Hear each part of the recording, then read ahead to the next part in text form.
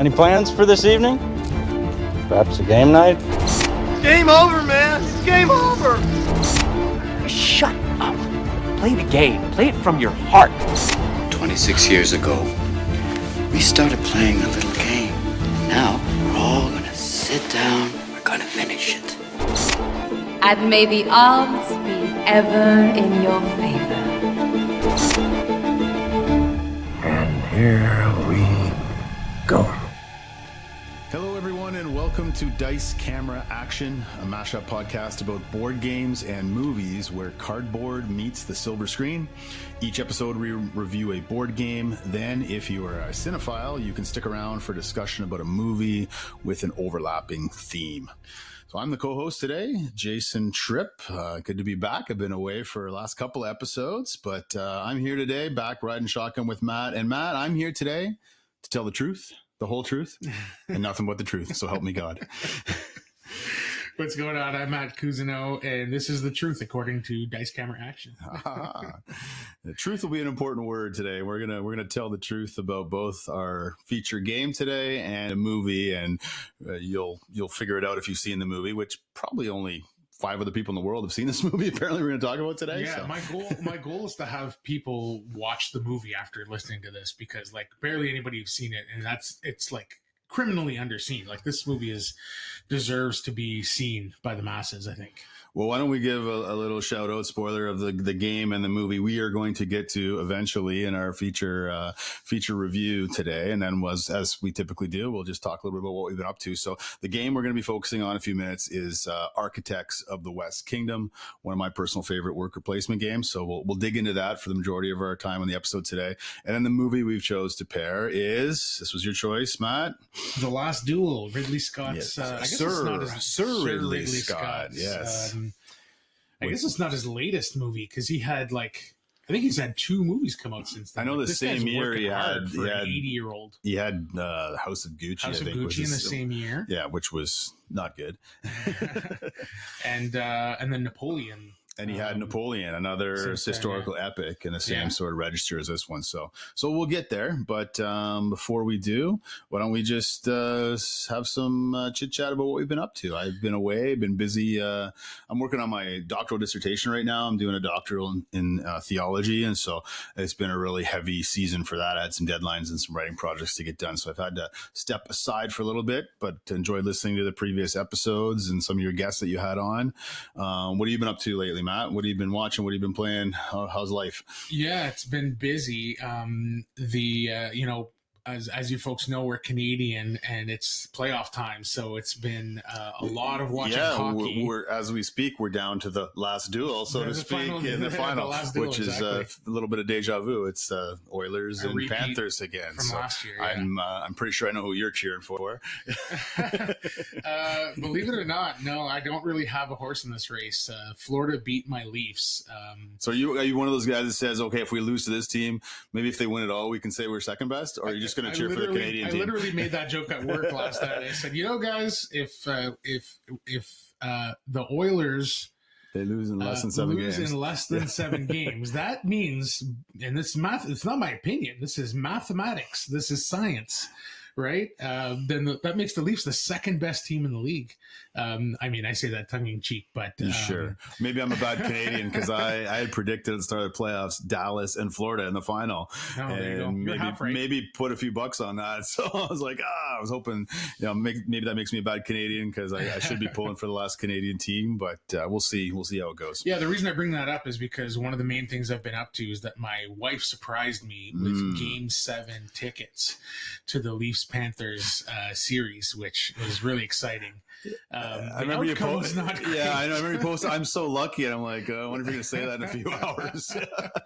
Yeah, they got destroyed in that last game, and it was not pretty. Amazing, just being there though. It was very cool, yeah. And I got to bring, and this is the main reason why it was so great, was I brought my 8-year-old son Charlie to his first ever NHL game. Talk about an interesting first game, Game 7 in the playoffs. He still had a blast. The experience is amazing. He's not as heavily invested in the team as I am. So he was just watching a bunch of grown men crying around him. So, but he had a great time, and to be honest, he kept me kind of grounded because You had to bite your tongue it was there, a really yeah. tough Yeah. loss as a Leafs fan. But having my 8-year-old there, it was more just like it was more about the father-son Experience for sure. than it was about the game. Yeah.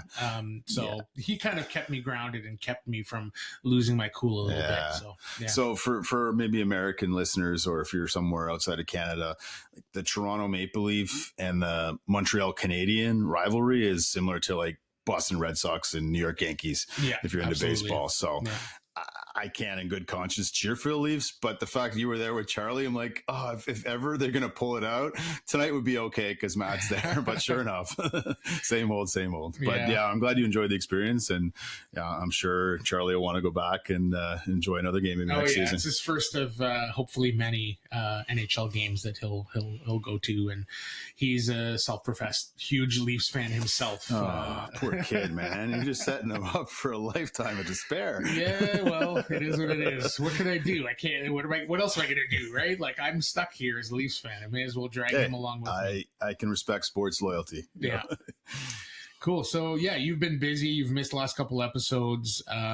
So I wanted to ask you like your opinion on the last couple of movies that we reviewed since you weren't around. Yeah, so you talked about The Fifth Element. Don't have to go in depth, but yeah, Fifth Element. Fifth Element and Everything Everywhere All at Once. You got it. Yeah, those are the main two that I think would be interesting so the to get most your recent thoughts. episode, Everything Everywhere All at Once, really surprised me. I'm typically not a guy that likes so many sort of genres just mashed up, like a kitchen sink movie.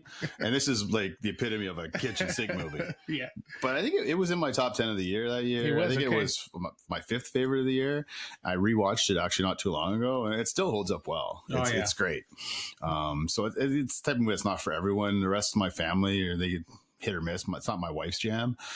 She likes more of a straight drama narrative, right. But my kids and I enjoy this one. So I love the performances. I was on team Kate Blanchett to win Best Actress that year for Tar, but Michelle Yeoh did a great performance. But well deserved as well. Yeah, so it's in my collection. I own it. I have held on to my physical media. You were telling me off air that you just sold your Blu-ray DVD collection. So. Yeah, painfully, but I did. Yeah. I don't even have a Blu-ray player or a DVD player anymore. Just the way things kind of went down over the last 10 I'm a years sucker for physical media, so I'm one of those guys. I guess I shifted my collecting into board games. Right. Once you got in the board game hobby, that was it, right? So so I'm still huge into films, but like with streaming services, everything's available on streaming just about, and and like between being able to rent movies or I purchase the odd movie on digital as well. So I just never end up using my DVD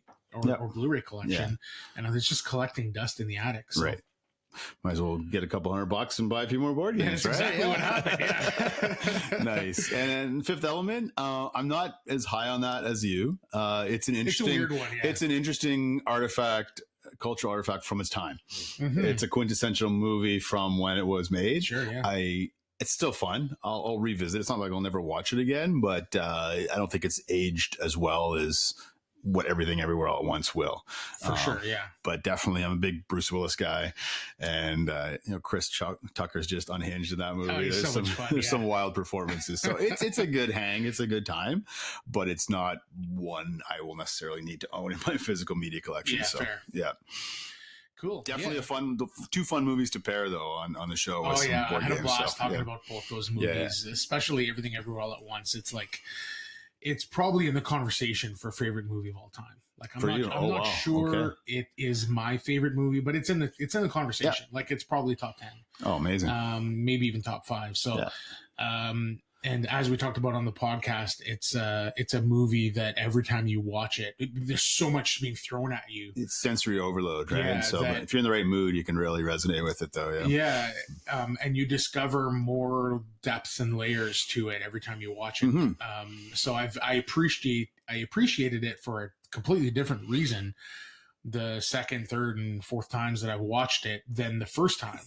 Yeah, if it was just a visually stunning movie that was out there, it would be fine and good. But it's the emotional core is not hollow at all. No, it's it very gets me much like there, it gets me tearing up every time I watch it. And as I said last time, like the first time that I watch it, I didn't get emotional.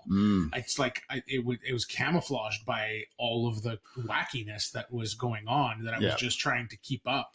And like as I said, it's a movie that happens to you. Sure. So I didn't connect with the emotional core of the movie until like subsequent views, Right. and like now I think about it as like a very emotional, very well, as parents, I mean, I went to see it for the first time with my teenage daughter. Oh, that's so amazing. you can see how it would have Yeah. hit both of us. That's awesome. And literally the weekend after we saw it, I remember that it just came up as a Facebook memory. Literally the week later, she was going to do a piano recital, and she was playing the song that Jamie Lee Curtis is playing with her toes in the film. That was her key hilarious. piece. I was like, how are you going to keep a straight face at your recital?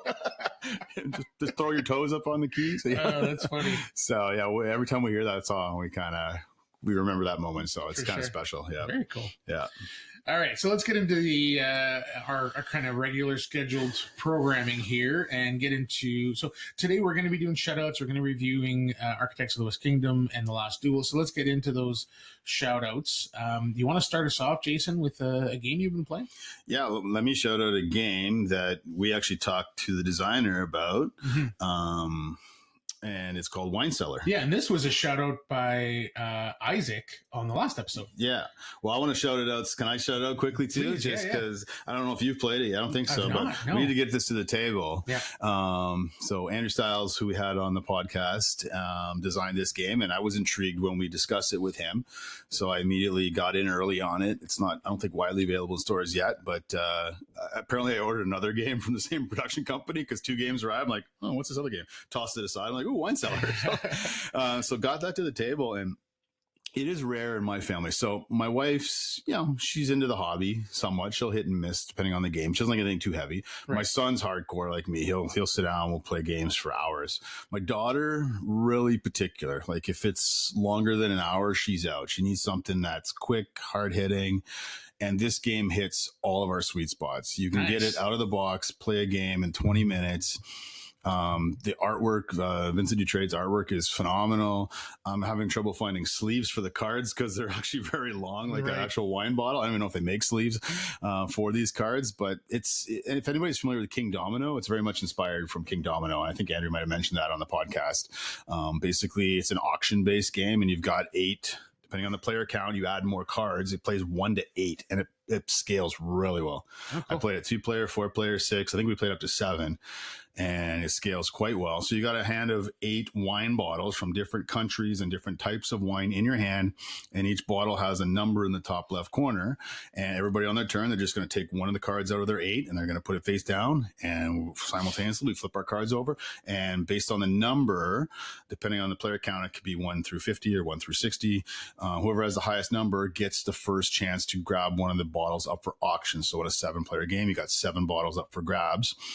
So everybody's got their own secret objectives. Like if you get bottles from certain countries, you get more points. If you get certain types of wine, you get more points. So everybody's got their secret objective card. And then you stack that in your wine cellar. You put it horizontally in your wine cellar. All of the cards, and everybody goes and takes one. And then all the cards that were used to auction, they become the next bottles that are up for bid, and rinse and repeat. So you got 8 rounds of that. It sounds pretty simple and straightforward. But the cool mechanic of this game is you're not simply looking at what type of bottles and where they're from, but each bottle, when it's horizontal in your wine cellar, has a series of 8 numbers from left to right. And it's all 1 through 8, but they're all scrambled and mixed up. And the idea is at the end of the game, you're going to have 8 bottles stacked in your wine cellar from top to bottom. And every time you take a new bottle, you can't slide it between bottles. You got to put it at the top of your cellar or at the bottom of your cellar. Okay. So you're strategically grabbing bottles that will give you, so if your top bottle, it corresponds to the first number on the bottle. So you want that to be a high number. And then the second bottle in your cellar, the number in position 2, whatever number that is, 1 through 8, you're scoring that. So basically you're scoring like diagonally down the bottles in your cellar. So you got to keep one eye on your secret objectives, but you got to keep another eye on, okay, maybe I'm going to start in the middle of my cellar, and then I want to strategically stack bottles that give me a maximum value or close to it.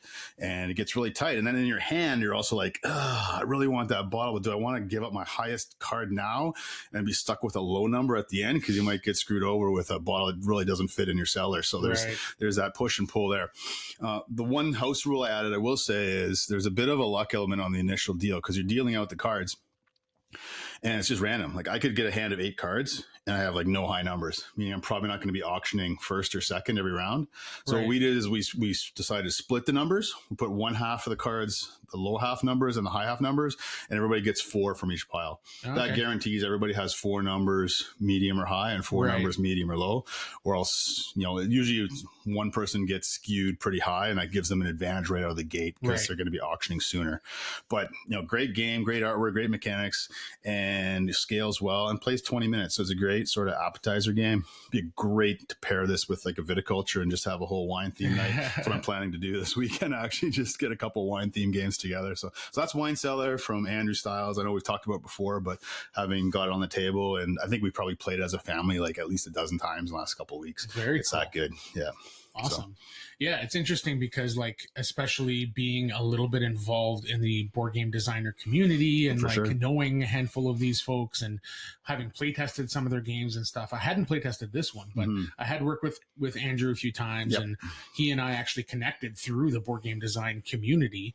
And you see sometimes some of the people that their games come out, and it's really cool when you see one hit with somebody that you have a connection with, because not all of these games are great. I mean, there's thousands and thousands of games that come out every year, and you're rooting for these people. But, absolutely. But I've from people that I know or know by extension, bought their games, and it's like, oh, it's pretty good. Or it's fine, and that's how you feel about most games, to be honest.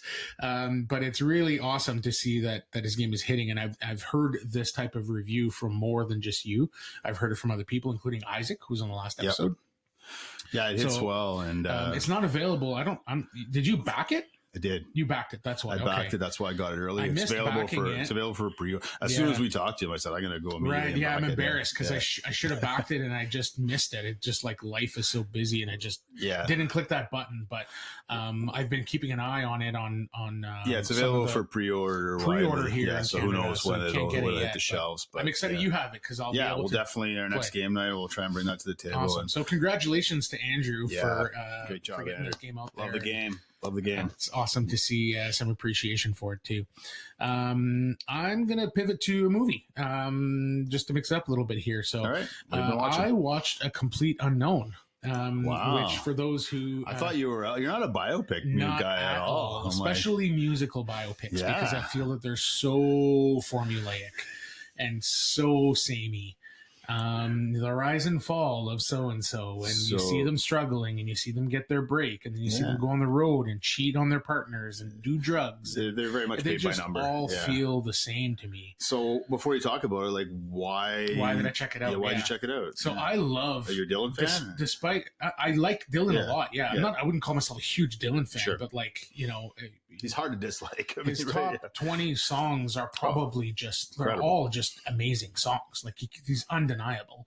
If you like that genre even just a little bit, which I love the genre. I'm a big fan of the folk singer-songwriter kind of style of music. So you're stuck between a rock and hard place. You love the folk genre, but you don't like the biopic genre. Not at all, yeah. Which is interesting because of like and one of the things that irks me most about that genre is that I'm also a huge music person. Like I grew up playing music. Like I play guitar. My whole family plays guitar, singing around the campfire, going to concerts. Like we are a big music family. And so knowing how to play guitar and what it looks like when somebody plays guitar and what it looks like when somebody's actually singing, anytime I'm watching a biopic and I notice that somebody's fake playing guitar or fake singing or lip singing, it's like nails on a chalkboard to me. I cannot do it. I find it so cringeworthy. I cannot do it. I turn it off. I'm like, I can't. I can't. But I love and appreciate when somebody is a great musician and plays.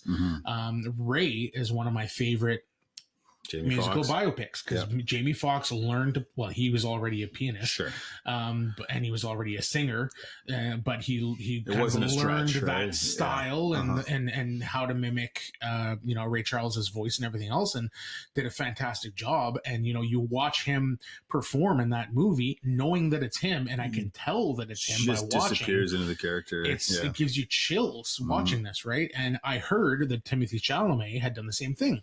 Learned, I don't know if he played guitar before, but learned to play and sing.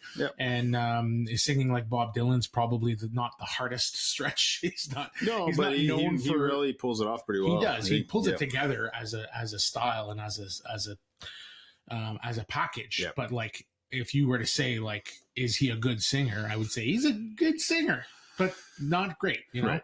Anyways, all that to say, I had heard that he had done a great job, and I thought one night I was just kind of flipping through stuff, and I came across it, and I thought, I'll turn it on and just check out a few of his performances. And my plan was to fast forward until I saw him playing music and just listen, and then check out a few of his performances in the movie. And lo and behold, he plays a song every like 6 minutes of that movie. Like the entire movie is almost like a concert. He's constantly playing music. Yeah, and I guess for some people that's what they loved about it. That's what I loved about it. I found it was a bit too jukebox. Like, I can just go listen to Dylan if I want to listen to. I wanted a little more of the backstory, the character development, what made Dylan Dylan. Yeah, which I guess care about that stuff, right? No. But for me, I'm so trained that that's going to be part of it, and it wasn't. So I was mildly disappointed with that, but I was engaged start to finish, and he does a great job. Yeah, it was just like fascinated. I just love watching people perform music. Yeah, and he's such a good actor that. To see somebody who's also has this skill and pull it off so well, I thought, this is really good. And some of the songs of Joan Baez were in there too. And I think the only thing that kind of didn't quite hit was the Edward Norton. I don't think that he was actually singing or playing, if he was, it was only okay. I didn't hate the performance. He was fine. He was nominated too. He was really good when he was acting. Right. Not the so music stuff was kind of take it or leave it. I just like found myself watch the first couple of performances, and then I thought, as soon as I get bored of this, I'll turn it off. And then like every like 8 minutes, there's another performance. So you just hung with it right to the end. Just kept watching until the festival at the end. Exactly. Nice. And I ended up enjoying it. I didn't love it. I didn't think it was a great movie, but it was almost like you said, a concert DVD rather than a movie about the story of. I think it's like it's not going to be many people's all-time favorite movie. But it's very hard to dislike too, right? There's who disliked Dylan? Not very few people, right? I was just really impressed with Chalamet and his playing and his singing. So ironically, let me ask you this before we move on. So last night I'm just scrolling, flipping around, and I rewatched The Brutalist, which we saw together in Toronto. Like a nice light 3.5 hour movie last night. Almost made it to the end. Finish it off this morning. There was only 1 minute intermission. It wasn't the theatrical 15-minute version. Right. But it was Adrian Brody versus Timothée Chalamet. Having seen them both, who do you think deserved the best actor? Because Brody won it, but you can make a case for either. Brody, because Timothée Chalamet doesn't do a whole lot of acting. It's more just he singing, sings and plays a ton. Sure. And his moments as Dylan are not big showy moments. Right. So definitely they're both incredible performances for sure. In different ways completely. But I think Brody's acting, he's got a lot more to do. Yeah. If it was some sort of musical award, then I think Chalamet is deserving. But yeah. Cool. Well, I'm pleasantly surprised you got to that film and that you enjoyed it. And I would hesitate to even call it a musical biopic. Yeah, because it's less about his life and more about just his songs, right? Yeah. I mean, it's a slice of life, right? Yeah. You get to, but it's not a lot and I appreciate that it wasn't just formulaic like the rest of the pile. Yeah, given the reasons you don't like musical biopics, it makes sense that you would like this one a little more than most. Yeah. Yeah, and I had no intentions of watching the whole thing. Right. Like, no intentions. I wanted to watch a performance or two. Yeah. And then the performances kept coming. So it's interesting. Okay. Well, that's a complete unknown. Even if you're not into musical biopics, maybe Matt sold you on it, so give it a look.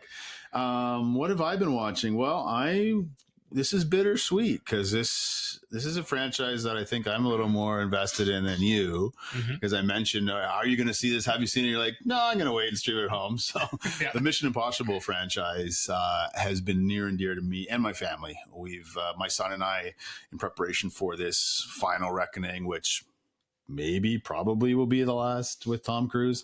We revisited the first 7 together. The rest of the family joined us for the previous one, Dead Reckoning. And that's a lot of hours of Tom Cruise. Yeah. And you know what? Which is fine. He's not my favorite actor, but he's great at what he does. Oh, for sure. I mean, he's all in, man. Talk about going all in. Yeah. This is the equivalent of learning how to play guitar and sing, right? Doing your own crazy stunts and upping the ante every movie. Like, I hate to say it, and I hope this isn't true, but man, it wouldn't shock me if if he dies making a movie, because his next movie is going to be filmed in space. That's what I'm hearing. Yeah. So he's just pushing the envelope, and he's 62 years old. So however you feel about this franchise, you got to respect it. So Mission Impossible Final Reckoning, I'm very mixed on this one.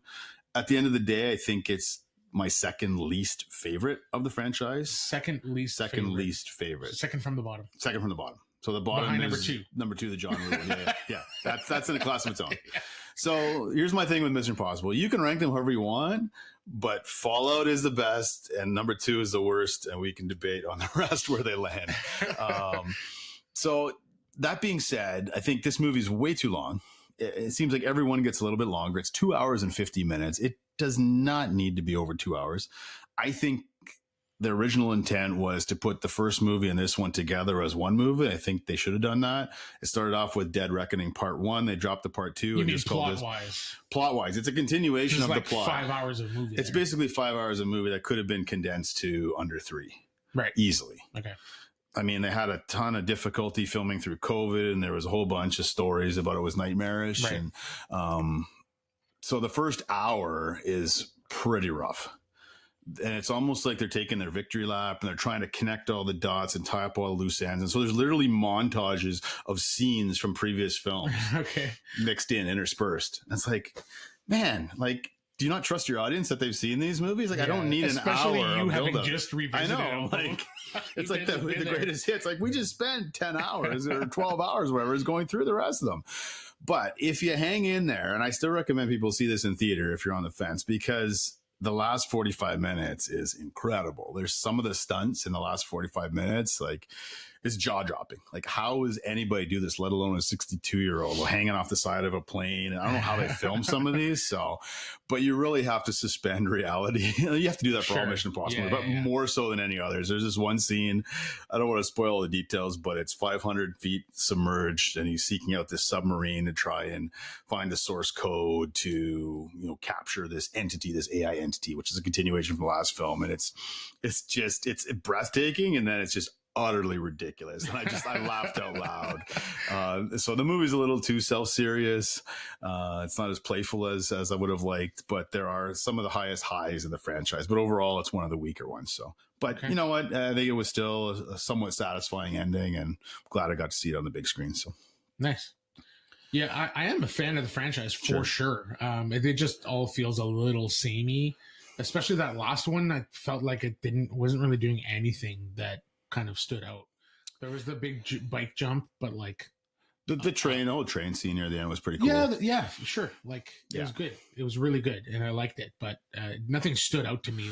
I'm trying to remember details to the one thing that stood out to me was probably the tension of that airport scene near the beginning. Yeah, of the bomb and Simon Pegg's character trying to decipher the stuff while Tom Cruise is running around the airport stealing keys and chasing people down and stuff.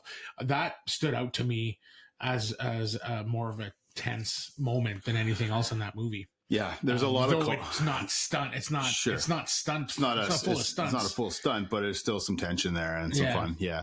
This one tries to have a lot of callbacks and nostalgia. Some doesn't work, but there's one great particular character that comes back who features in a minor role in the original Mission Impossible. It Okay. becomes an important character in this one. And I thought that was really well played. So Cool. if you're a fan of the whole franchise, there are some neat pieces of nostalgia, but some are just forced and a little clumsy. Wasn't Emilio Estevez? Back from the Dead? Yeah. The ghost of Emilio Estevez? No, it was not. Okay. I don't want to spoil it. 'Cause No, it's I pretty do cool, like them a lot. And one movie I like to like pump from that franchise is 3, which a lot of people don't love. It was between that 3 and this one for the second from the bottom. Yeah, okay. Like so Philip it's Seymour Hoffman, one of my favorites. Like I love him as a villain, but yes, J.J. Abrams, it looks like a friggin' made-for-TV movie. it doesn't. Yeah, the look of it is not my favorite. Yeah. I've never really cared for J.J. Abrams' like directing style, but story-wise and action-wise, I liked it a lot, and the performances especially. I loved Philip Seymour Hoffman's performances. Well, here's a hook for you then.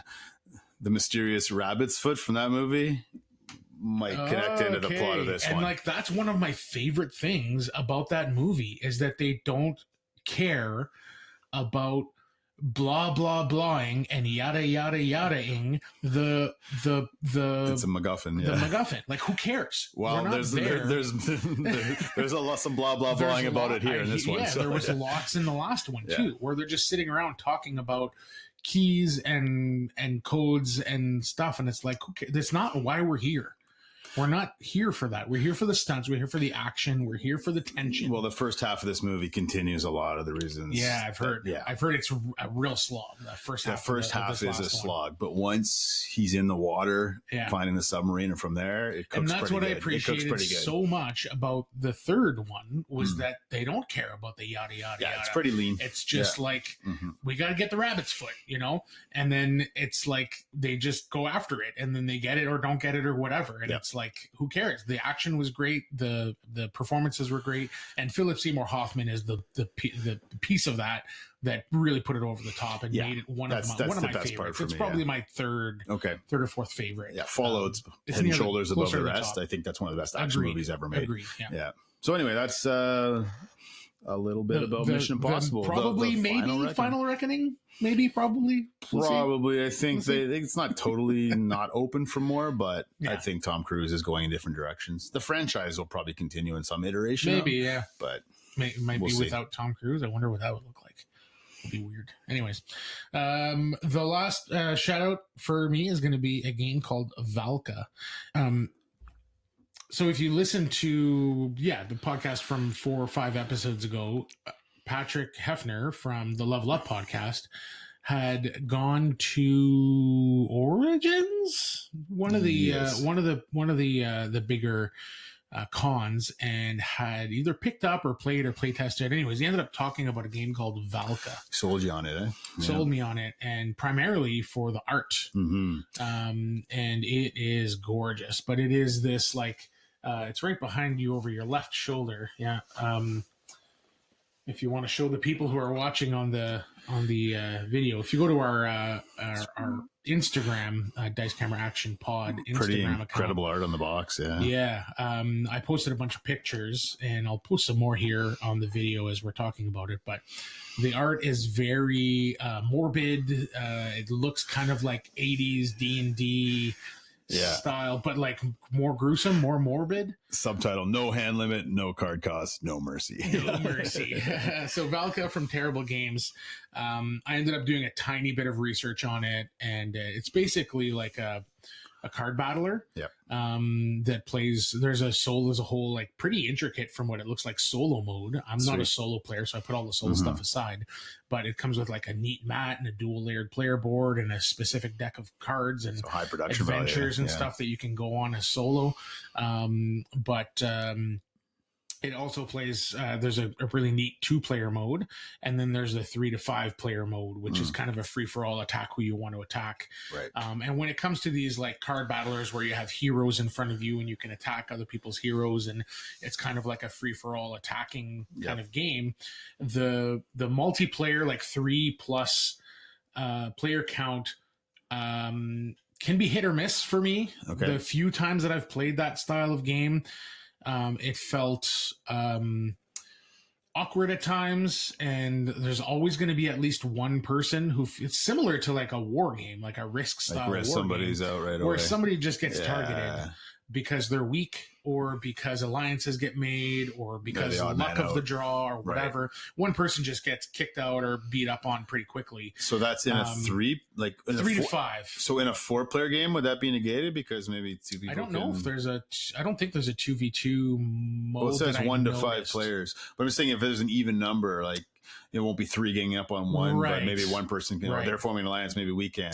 And I did notice too that in the higher player counts, there's like a bounty hunter mode where like each not the person that I'm attacking, but the hero that I'm attacking. If I kill it, I take that card as a bounty, and it gives me points for the end of the game. So there's no player elimination, and at the end of the game, it's just whoever collected the most bounties. Oh, that's interesting. So at least not specific players to target, but just anybody you capture. Well, you would have to. I would have to target like missions risk. Dude. You ever play missions risk, where I have a secret mission, like it's not world domination, but taking out this player or taking all of Europe. Right? Is it kind of like that? No, it's more of just collecting as many as possible. As many.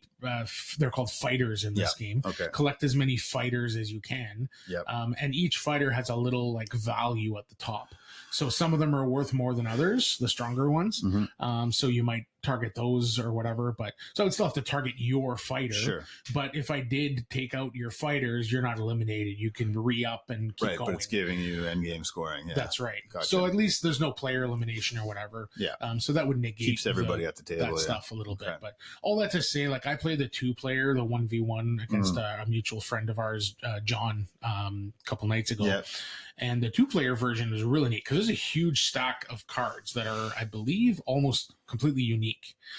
And at the beginning of the game, in a 2-player game, there's a draft. So you lay out 10 cards on the table, and then you take 3 cards from those 10. Yeah. And then we refill, and then I take 3 cards from those 10. And then we refill, and you take 3 cards from those 10. Until we each have 18 cards. Then we take those 18 cards, shuffle them up, and that's the deck that we're playing out of. Oh, so it's very short, and very short and tight. And you can kind of form a little bit of a strategy based on what you're drafting and what you see your opponent drafting. Yeah. So that drafting part is actually super fun and adds to the game, as opposed to like being a slog to get started or whatever. Right. So it keeps the game fairly short, because once you're out of those cards, like those are whatever you have on the field is what you have, and then the first person to get eliminated is out. Okay. Yeah. It says 15 to 45 minutes. So depending on player count, I guess. Yeah. Okay. I guess if things go super well for one person, maybe it can. Like, can't imagine the game being 15 minutes. Usually it's half hour. But maybe that's the single player. Possibly, yeah. Okay. Maybe they're looping that into that time frame. Anyways, cool. I want to say our games lasted 35 minutes, 30 to 40 minutes. Yep. Which is a nice for that style of game, for sure. But the really neat mechanism of this game is that there's 2 lines. There's a front line and a back line. Mm-hmm. And your front line, you have your fighters out there, and you can equip them with what they call buffs. So it either buffs the shields, the attack value, or the health, the HP on the character or on the fighter. There's also a handful of events that, when you play them, will do certain things. Move people around or do damage or whatever. And then you also have a back line. Well, your back line is completely fluid. So your black line's almost not even in the game. Right. Until they are. So your front line has a maximum of 4 fighters. And the moment that you no longer have a front line, so your last fighter is killed, your back line becomes your front line. Okay. So on your turn, you can mix and match and pick up your back line and change it and do whatever you want with it and put it back down. And once your turn is ended, your back line is set until your next turn. Right. If your back line's still there, you can manipulate and change it again. Interesting. So that's kind of neat. Yeah. But what's really neat about it is your back line's sort of a trap. A situation where you can set up traps and things. And I won't go into the details of like how those things work, but sounds like Stratego, the classic. I've not played Stratego. Oh, okay. No. Yeah. But as soon as your front line is eliminated, your back line becomes your front line. And your back line, I didn't mention this, but you can play all your cards face down. So your opponent doesn't even know what you're doing. but like I'm setting things up just so, because what happens is that as soon as your backline becomes your front line, you flip all those cards face up and activate them in the order of your choice. Okay. Some of them can be events. Yep. Some of them can be characters, and even the characters have like sort of events that can trigger based on how they're revealed and what they pair up so with. There's and a lot of whatever. strategy about where you place those cards initially, right? In the order you activate them. Yeah. That's right. So at the end of my turn, I'm going to set up my back line so that if my front line gets eliminated on my opponent's turn, my back line will then get revealed Ready to pounce. and either do some damage or it will automatically play some defense or force my opponent to discard or et cetera, et cetera, et cetera. So you're kind of setting traps, and you can even put your events in there. So there's like an assassination event where it says like attack with one of your fighters, and if you do any damage, it's like a poison dart kind of thing. That fighter that it targeted dies no matter what, as long as it gets hit. That's huge. So you can put that assassin card face down, and then on my opponent's turn, while they're attacking, that triggers, and I can kill one of his dudes that hasn't attacked yet. Right. On his turn. So it negates that whole, so there's lots of little things like that you can do. And then with the art and the graphic design on this, it's just gorgeous. I will say the rule book lacks a little bit. There's definitely a good handful of moments where we're like, how does that work? Like, this feels way too strong, so that can't be the way that works. And then we had to walk a few things back, and we were that's the potential pitfall with this type of game. Right? How does this interact with that card? When things trigger and stack. And like I want to say like 95% of the stuff was totally fine and worked fine, but that 5% was like, I don't know, how does this work? And we had to just kind of make some calls. Pause the game or make some calls or look it up on BGG or we just had to decide to be like, this feels like it's more in the spirit of the game. And we both kind of agreed. Now, I will say after playing 2 games, we both felt like our third game would be fully smooth and have no issues. Well, the spirit of the game is no mercy. So that's exactly crazier right. the better. Yeah. Cool. So I definitely recommend checking it out. Check out the reviews, check out the art, the gameplay, and if it seems like something you would like, it probably is. It's like really a good card really battle neat. game.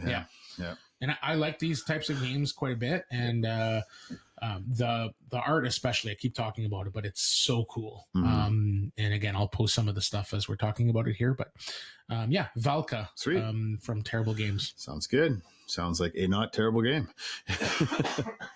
Exactly. All right. Well, that's what we've been up to, what we've been watching, what we've been playing a little bit. But now let's just pivot. Let's spend some time digging into our feature game, one that's been pretty popular since it released. I think it dropped in 2018. So maybe I'll just give a quick overview about the game, and then we can go through the rule set together and then give our thoughts and opinions, what we like, dislike, and who it's for. Before we get into the details, I mean, we probably won't spend a lot of time on this because the theme is so broad and so well, it's so we could have paired this one with a lot of movies, right? It's a theme like just the medieval Western Europe setting is so well used up in the board game industry, especially. And truth be told, because I've been so busy, we're like, okay, I want to get back in the mix here. Let's grab a game that's hot still and one we're familiar with that's easy to pair. We're like, Architects of the West Kingdom. Let's go with that. Yeah. You have it. I have it. We enjoy it. And then you were kind of like, well, let's pair it with, I think we could have done a number of movies for sure from Ridley Scott or others. And we went with The Last Duel. So we could have went with, Robin Hood, Kingdom of Heaven, another Ridley Scott film. I mean, there's so many movies that are set in this setting. I was even joking, you could have like Monty Python, Holy Grail or something wild and wacky, right? Yeah. So, and then even game wise, there's a ton of games. Lately I've been playing a lot of Castle Combo. That fits right in, and it's Absolutely. Even French. That would have worked too. Castles of Mad Kid Ludwig. Yeah, El Grande. Sure. Classic that I don't even think you've played yet. Come on. I have not. No, I own it now. I bought it secondhand and have not gotten it to the table. But anyways, there's a ton of games and movies that we could have gone with, and ultimately we chose. Well, Architects was kind of the inciting event or inciting kind of thing for this episode, and then we looked at pairing options as we always do. That's kind of our creative process. So we'll usually start with the game, and then we'll say what movie would go with and that. The Last Duel, not only was it one of my favorite kind of medieval movies to come out in the last handful of years, but I thought that it also was, because of the format, which we'll get into, I thought it was a really interesting, very creative way to present the story. Yeah. So, we'll get into that, but I thought it would be a fun discussion. No, it's a movie that I think will be interesting to talk about. Yeah, for sure. So Architects of the West Kingdom, many of you listening will be familiar with this game, and not simply this game, but the world in which this game operates in.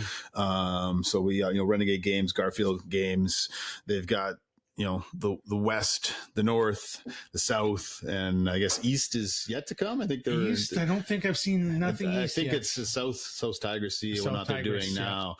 Yeah. But I think Raiders of the North Sea, that one was all the rage when it first came out, and maybe we'll circle back to that one sometime because probably there's a lot of Viking themed movies. Games, yeah. But Architects, we went with this one. We both enjoy it, and so this one came out in 2018. And speaking of artwork, I love the artwork in all of these games. Yes, it's fantastic. So the card artwork, the box artwork is just incredible. It's got really good table presence. Came out in 2018. The co-designed by Shem Phillips and S.J. McDonald, names you'll be familiar with if you've played games in this sort of universe. I think he's a New Zealander, Shem Phillips. So, fantastic artwork from Mihailo Dimitrievsky. Plays much like Valka. This is a 1 to 5. You can, if you're into solo games. Matt and I aren't. It does play solo. It's got an interesting solo mechanic. I don't think this is, in my opinion, not the best 2-player game, but I think it really sings from 3 to 5 players and scales well. Yeah. Plays in, they say 60 to 80 minutes. It's in that nice weight for me, that sort of medium weight, 2.76, not too heavy, but enough to bite your teeth into. Yeah. And it's got a 7.7 solid rating on BGG now, coming up on 7 years since its release. It's held up pretty well. I don't know where it ranks. I think it's in the top. Maybe you can look, Matt. It's probably it's got to be still in the top couple hundred or 300, I would say. But so this one 119. So yeah, so it was in the top 100 for a 100. while. It's been bumped out as will happen, but still very solid ranking. And I don't know. I think this might still be my favorite. I haven't played all of them in this universe, but I'm a sucker for worker placement, and we'll talk about the unique system here, mechanics shortly. But theme matters and mechanics matter, and I love the unique worker placement aspects in this game. So that's a little bit about the game.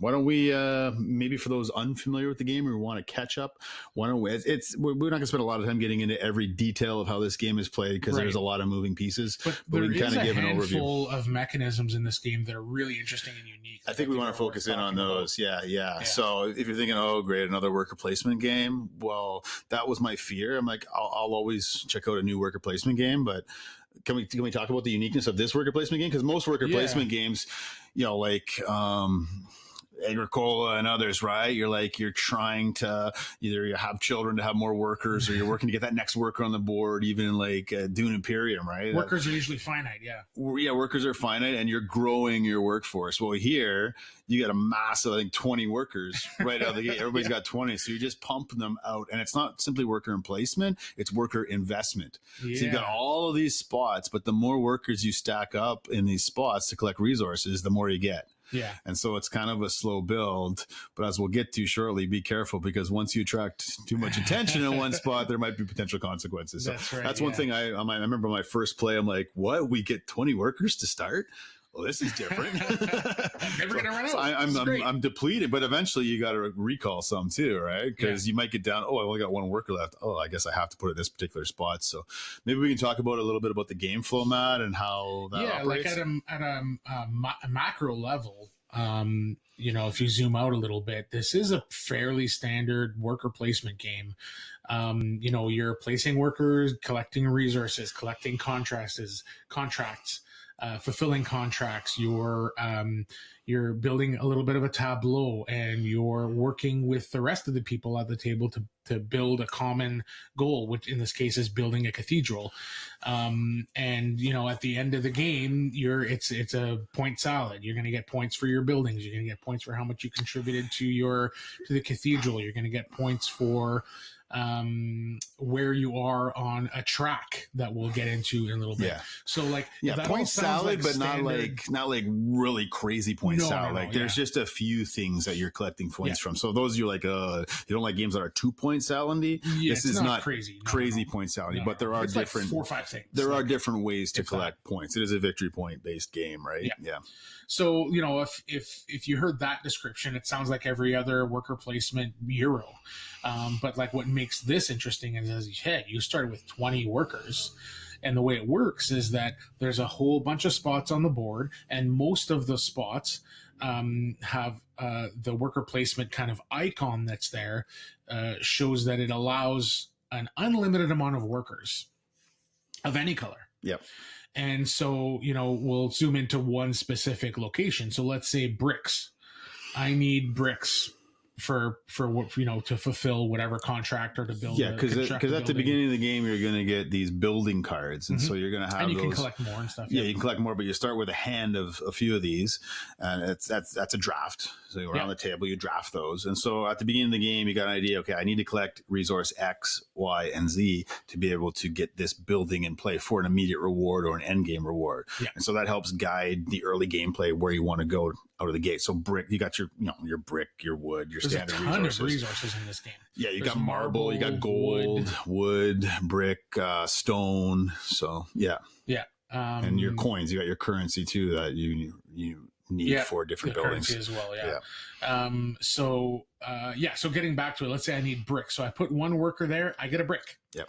Then goes around the table, everybody puts their workers and get their stuff. Now I put another worker, I want more bricks. I put another worker in the same spot that my previous worker was sitting. Double down. Now I have 2 workers there, I get 2 bricks. Or a gold. There's some, a that few one's of them a duel, have I think. options. Yeah. And so, you know, the third time comes around and I put another worker there. Now I get 3 bricks from that. And then I can put a 4th worker there and get 4 bricks from that. So it kind of like escalates in that way. And you could just run away with collecting so many resources if your opponents let you. Right. And that's the other cool thing about this game is, let's say I'm playing with Matt, and Matt's just like, he's stacking up on like gold. He's got like 4 or 5 workers there. I'm like, okay, whoa, hold up. So I can actually take one of my turns and I can put it in a place that will allow me to round up all the workers of the same color on one spot. Town Hall, I want to say it's called. Mm-hmm. Yeah, Town Center. It's called Town Center. Yeah. So if I put that's one of the spots. So most of the spots have like on the board, you can see the iconography. It's kind of like an open circle. And that allows for unlimited workers to go in that spot. Mm-hmm. As they stack up, you got to keep one eye open. So what I do is I go to that town center action, and I can capture from any one of those locations. So the first time I can capture one. If I put a second there, I can capture from 2 different locations. And so that's a good way to slow down the production, and eventually you can put them in jail. Yeah, so capturing, you put them on your own player board. We should say it's asymmetrical. You can play asymmetrical. Yeah, where everybody's got a different sort of special ability. There's power. no reason not to. There's no reason not to. It's pretty balanced and light. I don't think there's one that's overpowering. So that'll determine how many gold you get at the start of the game, or what resources. There's a reputation track we'll talk about later as well. It determines where you start there. But so you round up them all, you put them on your player board. And then in a future action, you can actually put them in the prison. There's a prison spot, or a guardhouse, I guess it's called. Guardhouse on the board. And when you do that, for every work you put there, you get gold. So that's one way to collect a lot of currency, is round up a bunch of people, put them in prison. And then the opponent whose workers are in prison, they have to go to the prison spot, pay a certain amount to release them, to bring them back into their possession. So when you get captured, they're not out of the game permanently. It slows you down, and it takes some time to get those back in play, to recycle them. Now, there are times where you're expending all your workers. Maybe nobody's captured you, but eventually you're going to run out of your 20 workers. Mm-hmm. So eventually you can go to that spot and retrieve your own workers. It doesn't have to be taking others prisoner. That's a way to sort of get your workers back in play as well. So and if it sounds like from that description that there's a bunch of take that in this game, where I take all your workers away, it doesn't feel like that at all. No, it doesn't. It doesn't like ruin the game. You from running away with things. It's just it's built into the gameplay where it's not just a heads down game. And we've talked a lot about, like, not just, we don't like games where it's just head down, do your own thing. You got to keep an eye on everything anything going on in this game, or someone's just going to run away with it. And I like that. And I like the fact it's not too vicious. It's not a Valka no mercy game. It's just, okay, I got to slow you down so I can produce a little faster, build my buildings, because there's only a certain amount of turns that are going to be taken, because every time you place your worker, you want to build on the cathedral. So we all start at the bottom of the cathedral, and it's basically a ladder. And it gets narrower the higher you go. There's only a certain amount of spots, and there's big rewards the higher up the cathedral, and more end game victory points. So every time you use a worker on the cathedral, there's a spot, I think it's on the left side of the board, where you lose that worker permanently. You lay that worker down, and depending if it's a 3-player, 4-player, 5-player game, there's only a certain amount of spots that can be used, certain amount of turns, either building the cathedral or building the building contracts in your hand. And that's how the game ends. Once all of those spots run out, that's basically the timer. And so you really got to keep an eye on that too. There's only 3 more spots, and there's 4-player games. So I might not even you almost got to think, okay, I'm only going to get 1 or 2 more turns. How can I squeeze out as much as I can? So yeah, we're kind of getting ahead of ourselves going to the end, but keeping the end in mind certainly helps with your gameplay. Yeah. And I do find, again, I just want to go back to the, like, what sounded like maybe a take that mechanism, where I'm like rounding up all your workers and putting them on my playmat, and then I can take another action to take all those workers, put it in the guardhouse, and get money for each of the workers that I put there. Which is important, because money's tough to come by in this game. That's one way to get it. Yeah. Yeah. So yeah, that's primarily how you get your money. But the reason I bring that up is that although, like, I'm taking away your workers and I'm going to cash them in, at any point you can take an action to take all your workers back from other people's playmats, or you could take an action to get your workers out of the guardhouse. It's not very difficult to do. Something you just have to do every once in a while to, like, refill your worker kind of pool. But the main thing I want to get put through here is that it doesn't feel like a take that mechanism at all. We're just all kind of keeping each other in check a little bit, so that people don't run away with the ability to collect an unlimited amount, like a crazy amount of resources. Yeah. If you get your 3rd or 4th worker on a spot, somebody's just going to like round up those workers, so that you're not getting 5 and 6 and 7 gold on your subsequent turns. So people will take those workers, and then you just have to rebuild that. If you need more gold, you just have to put another worker there, and you'll get a gold. Right. And it's brilliant design for that reason. But also, if you're going to give everyone 20 workers out of the gate, you have to build in a mechanic to allow retrieval of those workers. And this is a brilliant twofold mechanic, because it allows you to either slow down an opponent or to take back your own workers. And so just really elegant design, mechanisms built in if you're going to give all those workers out of the gate. I think it's really cool, really thoughtful. Yeah. So maybe I can just talk about some of the other spots on the board, Matt. Like we talked about those resource collection. We talked about how to round people up. There's also a tax stand. And so as silver is expended in different ways on some of the iconography on cards, it'll either be a brown coin symbol or a red coin symbol. And anytime you use something with a red, it goes into the tax stand, and you can go to the tax stand. Basically that money will accumulate. So you can keep an eye on that too. You can go there and maybe you can cash in, get 5, 6, 8, 10 coins, which is huge. But on the board, you'll see these sort of purple sort of banner symbols, and those relate to one of the tracks we talked about earlier, the virtue track. And you'll start at a certain spot on a virtue track. And when you get to a certain the higher up you go on that track, the more victory points you'll get at the end of the game. When you get so high, it actually negates you going to a certain spot on the board we'll talk about shortly. But if you get too low on the virtue track, so if you go to the tax stand, you go down to virtue. And so it's basically, is it worth it? Yeah, I can get a lot of coins, but I'm going to drop victory points. And if you go below a certain threshold, it basically voids your opportunity to go and contribute to the building of the cathedral. Yeah. And you really want to stay above that line, because you're the cathedral crook, you're a thief, and I'll trust you, so do not come to my church. Yeah, exactly. I'm not going to contract you because you're sketchy and your reputation is going around town. So the theme is great here. These are not just spots, but it makes sense narratively and thematically here. And so there's the tax scan, and I mentioned if you go too high on the virtue track, great for victory points. But if you're so virtuous, there's another spot on the board. There's actually 3 spots. It's called the black market. And these are sneaky good because you can They're get very some, you can get a lot of resources and or cards by going to the black market. It'll cost you 1, 2, or 3 coins to go there, and you lose one step on the virtue track as well. And so when you put your worker on the black market, we should say too, every time you build a building or every time you contribute to the cathedral, we talked about you place your worker down, he's gone in the guild hall. But I think every so often you hit sort of a recycle sort of symbol. And what that does is that triggers a black market reset. That's right. And depending on who has the most workers in the black market, there are some consequences for them. And so whoever was in the black market the most, whoever has the most people in jail. And I think it also references the person who is furthest down on the virtue track. You have to take there are rewards and negatives. For there's these debt cards too you can collect, and they're no fun because if you have a debt card at the end of the game, you lose points. And so that's when you're going to the spot to rescue your people from prison.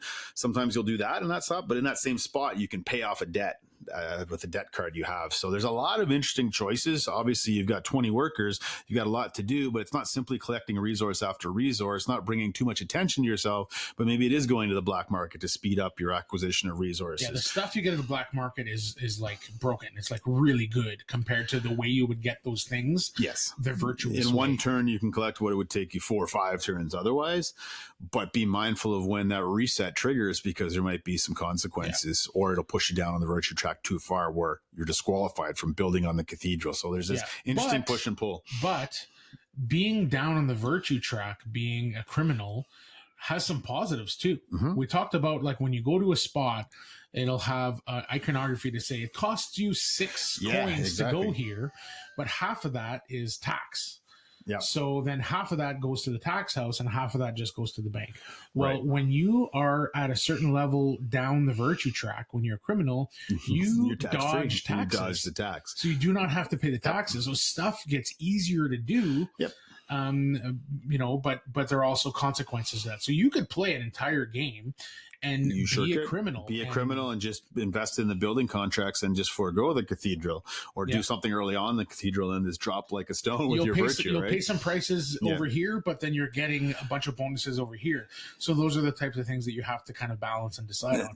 And there is a way where you can like play most of the game and you have to kind of keep track of the timer of the game, but you can play most of the game being non-virtuous and taking advantage of those things, and then near the end of the game try to get yourself out of the basement of the virtue track and so that you're not just not lose too many points. Exactly. So that's one thing I love about this game too. There's no one path to victory, and depending on how the game's going or which character you have, you might say, okay, this game I'm going to focus hard in the cathedral, get to the top level there, because every time you build in the cathedral also you get a card that gives you rewards. So it's almost like a mini black market. It's not quite as nice, but it'll give you some free resources. So, but the other side of collecting victory points, I think we need to lean into some more is these building construction cards. So we mentioned there's a draft initially, and you're going to have a handful of these cards. I think you have 3 or 4 out of the gate.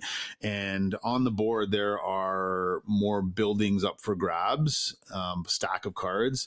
And there's all these apprentices. So there's apprentices, and there's 3 types of icons on these apprentices. There's one with like a hatchet, carpentry. One is a tiling symbol, and with it's a trowel. It's a trowel. I almost said shovel, but it's a trowel, and then a masonry hammer. And so, depending on the building, every building card in your hand will have 1, 2, or 3 of those icons. Meaning, you need to have the appropriate apprentice or apprentices in your possession to be able to build. Now, there are some that don't require any, and those are nice because you can build them early in the game, but not as high a reward value or points initially or at the end of the game. And so part of the game is strategically collecting some of these apprentices that will not only help you build more buildings, but they also might give you rewards by going different places on the board. They have ongoing abilities. So it might speed up your production or acquisition of wood or brick. And so again, you want to buy the appropriate apprentice looking at your your cards in hand to say this will speed up me getting this card down.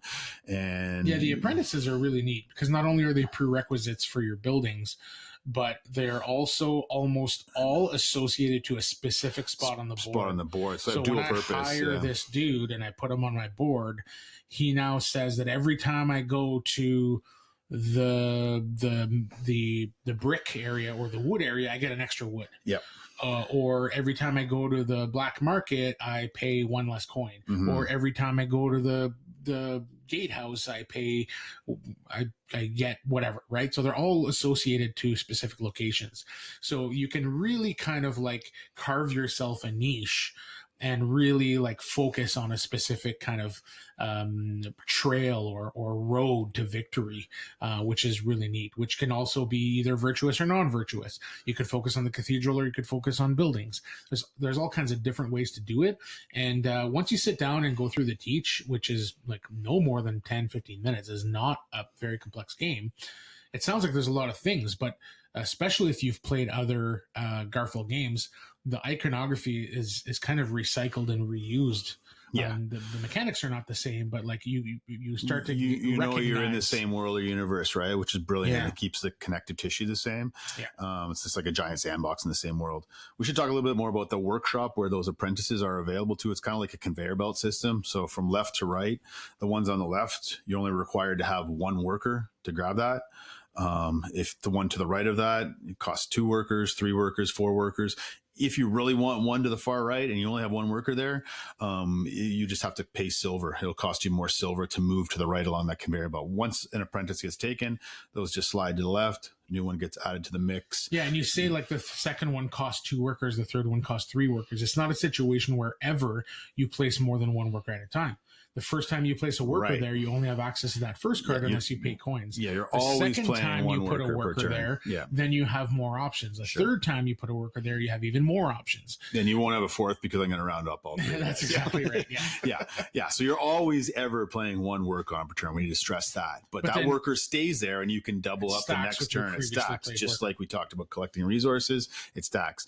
But you don't want to put a target on your back in too many places as well. So that's the beautiful elegance of the choices. Every worker has a choice and opportunity. And the other nice thing too, with a lot of worker placement games, oh, you took the spot I wanted, I can't go there. Well, most of these spots are open to unlimited workers. Now the black market only has a finite amount of spots in other places, but most of them, if they're open circles on the board, there could be 18 workers in the same spot. Sometimes they really pile up and it's kind of funny to see. Yeah. Until they get rounded up. Yeah. That's right.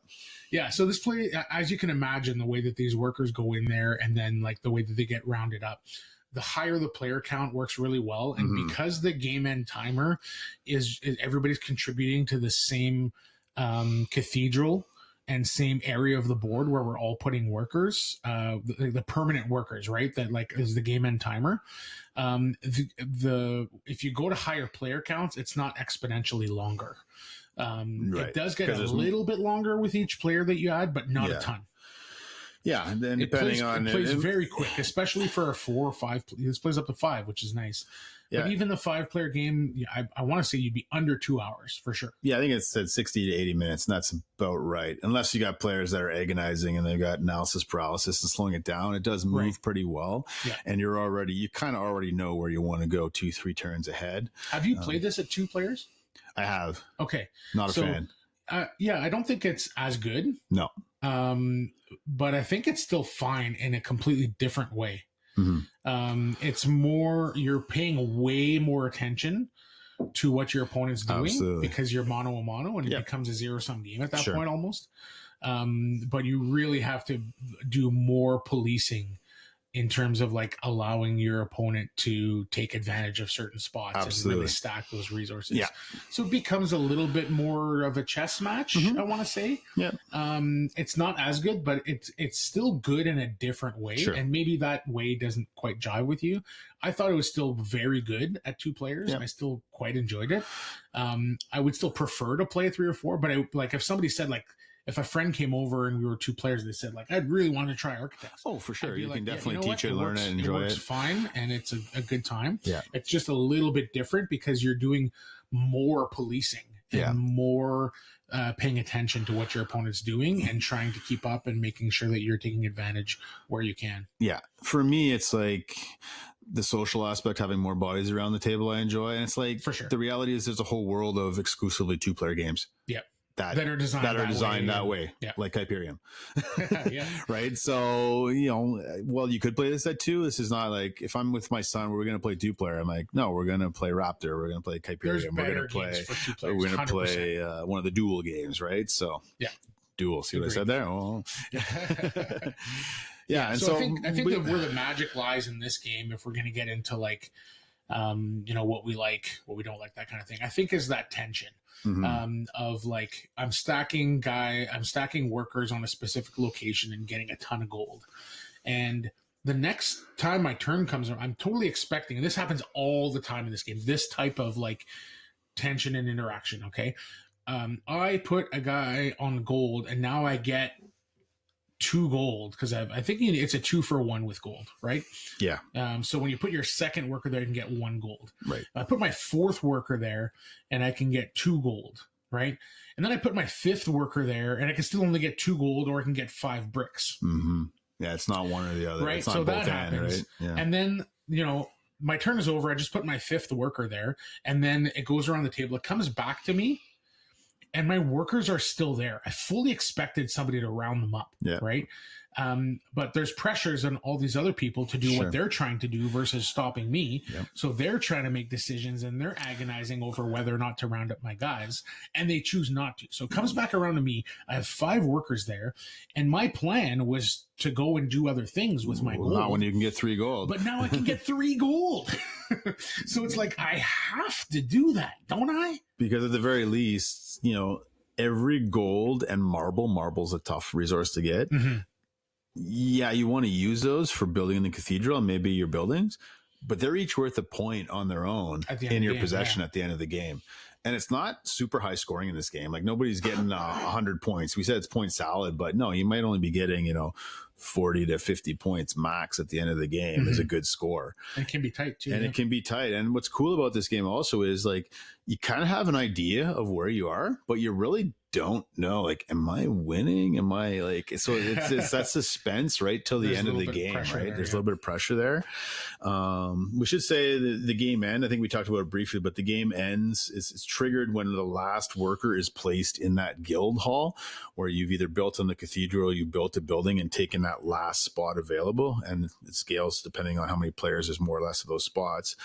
So the current player finishes their turn, then each player, including the current player, has 1 final turn. So it's nice if you can be the one to trigger that, because you get that turn and then you ultimately get the last turn around the table. Mm-hmm. But again, once that's triggered, everyone's last turn cannot be building a building or building on a cathedral because that last spot is taken. You can keep going. It triggers the end game, but I think you can continue. Oh, really? Oh, I didn't know that. Okay. If I'm not mistaken, yeah. Yeah, you could definitely. Players may still.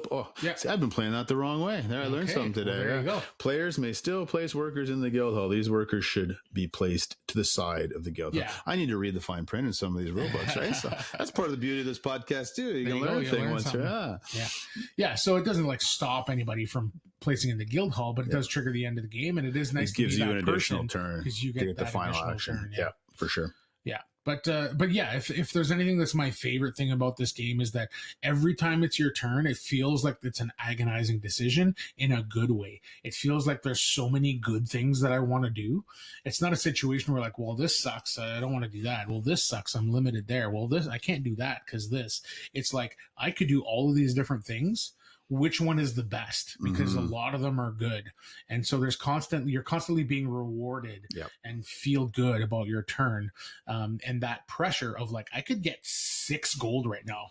Like, that's not my plan. And it's not necessarily like building towards my end game or my specific like route that I'm trying to take to victory, but like I could get 6 gold right now.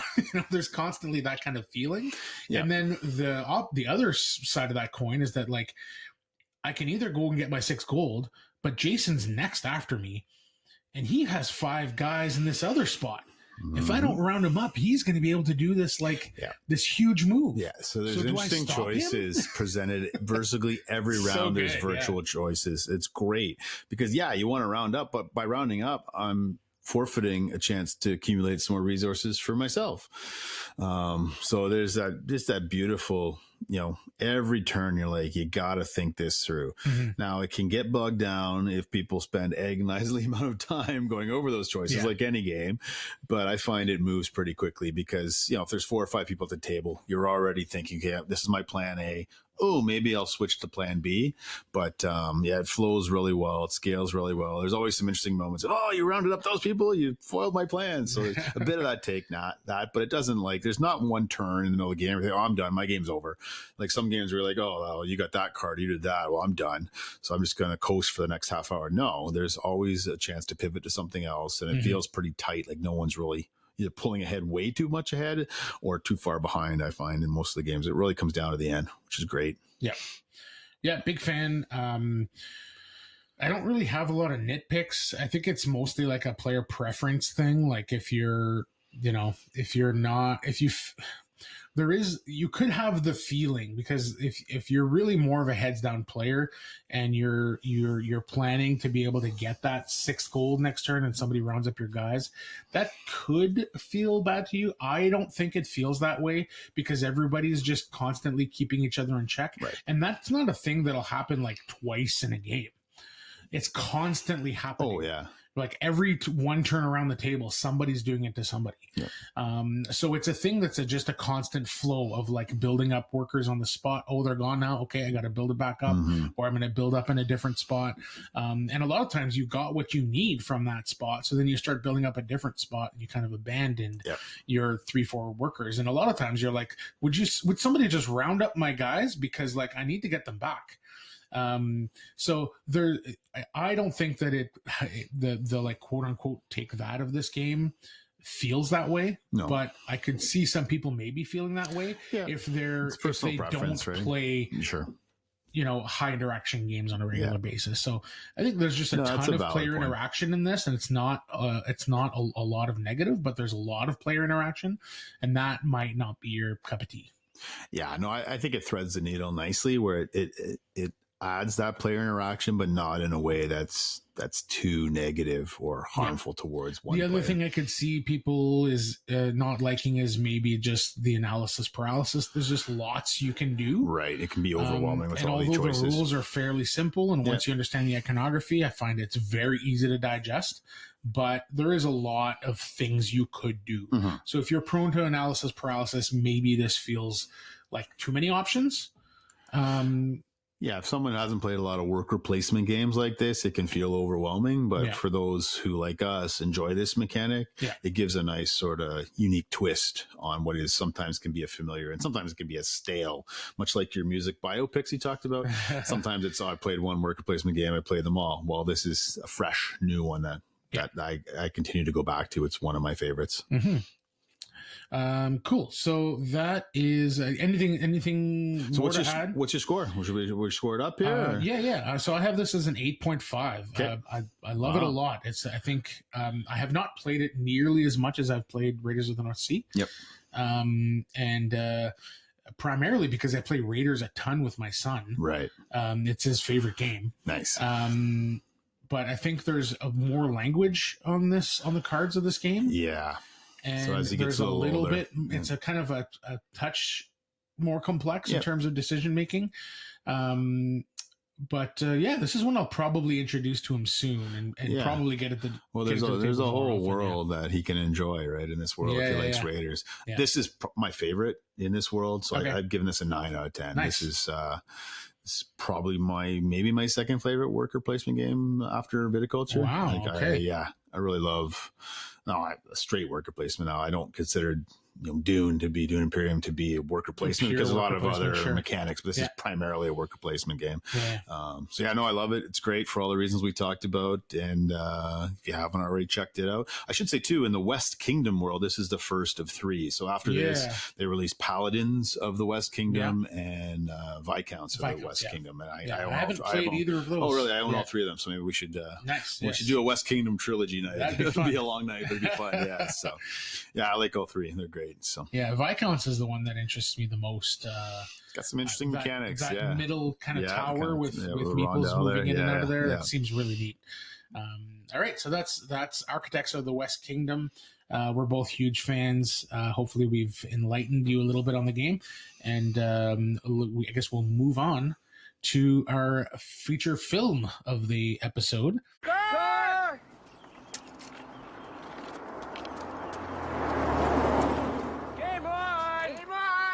Okay, so let's move on to the film of the episode. So if you're a cinephile, you're sticking around. Thanks for that. We're excited to talk about this movie, The Last Duel, which is released in 2021, directed by Sir Ridley Scott, a knight directing a movie about knights. Seems very fitting and appropriate. This is not his first foray into a historical epic setting, but certainly one of his better ones, I think. Yeah. Written. So this part's actually really interesting. Written by Matt Damon and Ben Affleck, who have not written a movie together since Good Will Hunting. Mm-hmm. And they brought on later in the game. We'll talk about this maybe in a bit, but a little bit later in the script writing process, they brought on Nicole Holofcener to write the last act of the film, which is centered on a female character and with a very sensitive subject matter. So I think that was a very wise choice to bring on we'll get into that shortly. Perspective for sure. So it stars Matt Damon, Jodie Comer, Adam Driver, and Ben Affleck. In terms of awards, which we often bring up, it received no Oscar nominations and largely flew under the radar. Nobody showed up to this movie. Yeah, it grossed just over $30 million at the box office against a reported budget of double that, at least $100 million. Wow. Yeah, so this, once you get into streaming and rights, there's some residuals there for sure. There's some other stuff that creeps in, but this movie definitely lost money, which I think is a crime. And it also came out during COVID, right at the height of COVID. So that did you see this in theaters? I think I did. Yeah, I saw this in theater, and there were very few, if any, others in the theater. It might have been a private screening. There was nobody there. I have a pretty vivid memory of going to see a movie in theater, so maybe I didn't. I remember seeing this in theater, but I remember the theater was empty. I'm like, where is everybody? But I think as we get into the nitty gritty of the details, I think there's reasons why it bombed, given the subject matter. Maybe it's a tough sell for some. Yeah. But you think all the star power alone, show up for Ben and... Yeah, but then you see Ben them. And Matt, but then you see them in the trailer. We'll have to talk about the hair in this movie. Yeah. Matt Damon's not too tall, dark, and handsome. So we've talked about Ridley Scott on the podcast before. Maybe we could take a quick second. I guess we talked about Ridley when we did The Martian. Yes. Are we like supposed to call him Sir Ridley Scott every time? I don't think we're supposed to, but I think he is one of the guys that insists it, doesn't he? Sure. Well, I think I've heard that. I think he's earned the right. If he wants us to call him Sir, we will address him as Sir on the podcast. I think he's it's done funny enough. Because that exact conversation happened in this movie. Yes. Yeah. Where Matt Damon's character insists that Adam Driver calls him Sir. Which I wonder if that's really kind of just throwing that in there, right? Interesting. Or maybe that was Matt and Ben's idea, just having some fun with the title that's been given to the director. Yeah. Anyway, so Ridley Scott. I kind of thought we would take a quick second to talk about our favorite Ridley Scott movies. Or what? Yeah. We don't have to talk about the movies, but which ones are quickly at the top for you? For me, one of my all-time favorite movies. I'm not a big horror genre guy like you, but I do love a good creature feature. Yeah. And Alien, the Jaws, the Alien, the Thing. Those are kind of the holy trinity of creature features. Yeah, and Blade Runner obviously is still up there for me. I actually prefer Blade Runner 2049. Same, but I think still Blade Runner is definitely in my top 5. It was just so visionary for its time, and it still holds up pretty well. So those two are at or near the top. Definitely Aliens 1. I think a movie that would probably be in my top 5 that every time I revisit, I think it's just so criminally underrated. Nicolas Cage has gone on the record saying it's one of his favorite films that he's been in, Matchstick Man. I love Sam Matchstick Rockwell. Man. Yeah, so Yes. that would be And up I there. love Sam Rockwell. Yeah, Sam Rockwell is awesome. So seeing those two on screen cooking together is pretty impressive. So that's up there for me. I tell you what, on this revisit of watching Last Duel, and I think I said this to you, and you're like, that's a crazy hot take, but I think I actually like this movie more than Gladiator at this point. That is a crazy hot take. Yeah. I just, Gladiator's got the great entertainment value, but just the themes that are in this particular film we're going to talk about. Yeah. Now, I don't want to oversell it because I know this won't be everyone's cup of tea. It didn't exactly crush at the box office, but I love a film that is smartly written, like this one, directed with some interesting narrative choices, and has something to say about society in a way it doesn't feel forced or manipulated. I think it was quite well done. So this is probably breaking into my top 5 Ridley Scott movies. Kingdom of Heaven's up there as well. Black Hawk Down's pretty good. Like, he's just made so many. So, and the other ones that come to mind, Ridley Scott, who's like a so many to choose from here. Craft. He's made so many good movies, but all of the ones you mentioned, I think, are near the top for me. Kingdom of Heaven, I would have to revisit. I haven't seen it since it came out when I was probably like a young teenager. Oh, okay. So I taught a course on religion and violence, and that was part of the curriculum. Was neat. So you're very familiar with it. Yeah. The students could choose to watch either Kingdom of Heaven or Women Talking, and write a paper about one of them. Yeah. I wonder which one they chose. Yeah. The Kingdom of Heaven, I think I saw the original cut. And director's I think cut, famously, the director's cut really elevates that movie, which I have not seen. Where are you on Napoleon? I've not seen Napoleon. Oh, okay. I just heard. I heard not great things, and with the time being such a valuable asset for me right now, I just it's a bit of a slog in parts. Yeah. I just chose to skip that one for now and probably visit it at some point. Yep. But my favorites are probably Alien, Blade Runner's up there, Gladiator's way up there. And it's probably right in that slot, 4, 5, 6, somewhere in there. Yeah, so we're kind of the same with this, for sure. Yeah. So have you seen his first movie called The Duelists? No. So it's interesting. I thought maybe this would be a great end to his career. I thought he was coming full circle because he started with a movie back in it's got to be the early 70s called The Duelists. Okay. It's Harvey Keitel, I think. And nice. And then he's now come full circle with this movie, similar, called The Last Duel. Is it a medieval, about a medieval duel? Yeah. Well, there you go. It's a little bit different, more sword fighting than guys on horses with lances. But all right, well, let's get into it. The Last Duel, 2021. So, in Ridley Scott's The Last Duel, 3 different perspectives, Jean de Carouge, Jacques Legris, and Marguerite de Carouge, reveal their versions of a tragic incident, each adding twists and turns along the way. Through this layered storytelling, the film explores themes of truth, horror, and justice, as each character's point of view shapes the battle for redemption and the deadly duel that decides everything at the end. That's well written. Did you write that, or did you grab that somewhere? No, I definitely didn't write that. Well, it's interesting because I don't know where you grabbed that from, but I was on Letterboxd. So here's the synopsis on Letterboxd. Okay.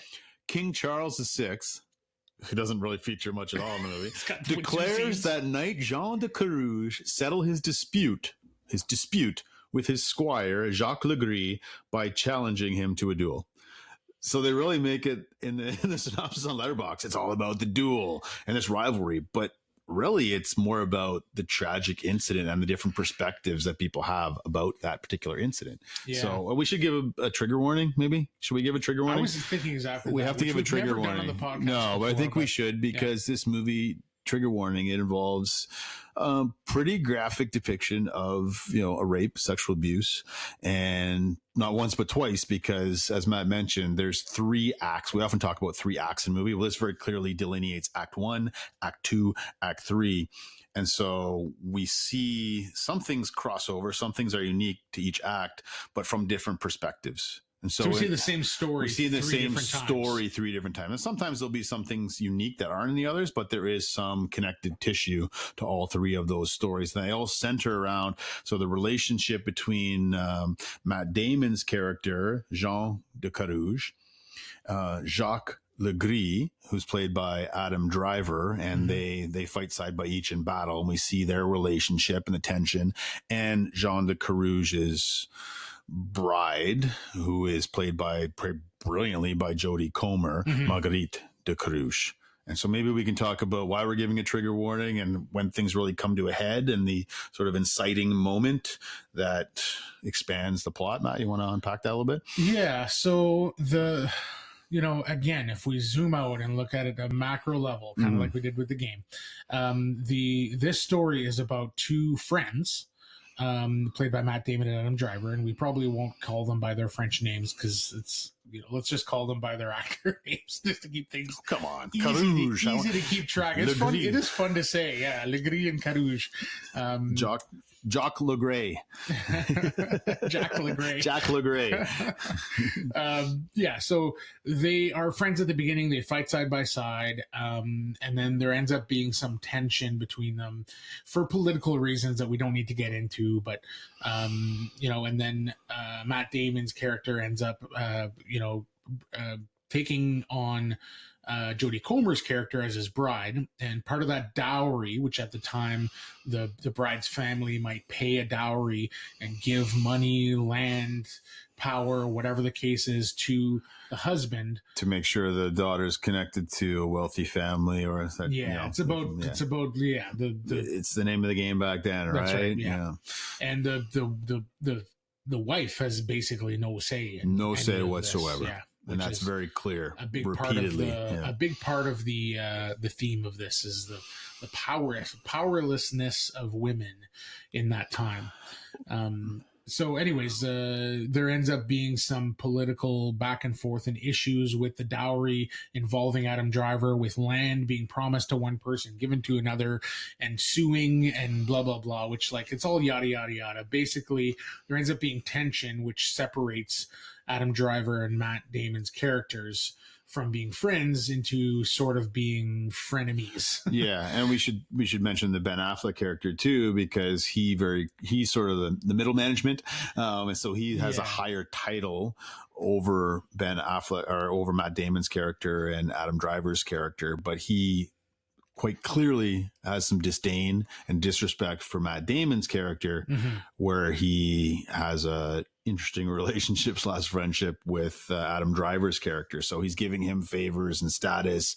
And so there's this rivalry being formed already, this jealousy, this anger from Matt Damon's perspective, that he's been just supposed to have this land as part of the dowry, and yet it's been taken away from him because basically Ben Affleck's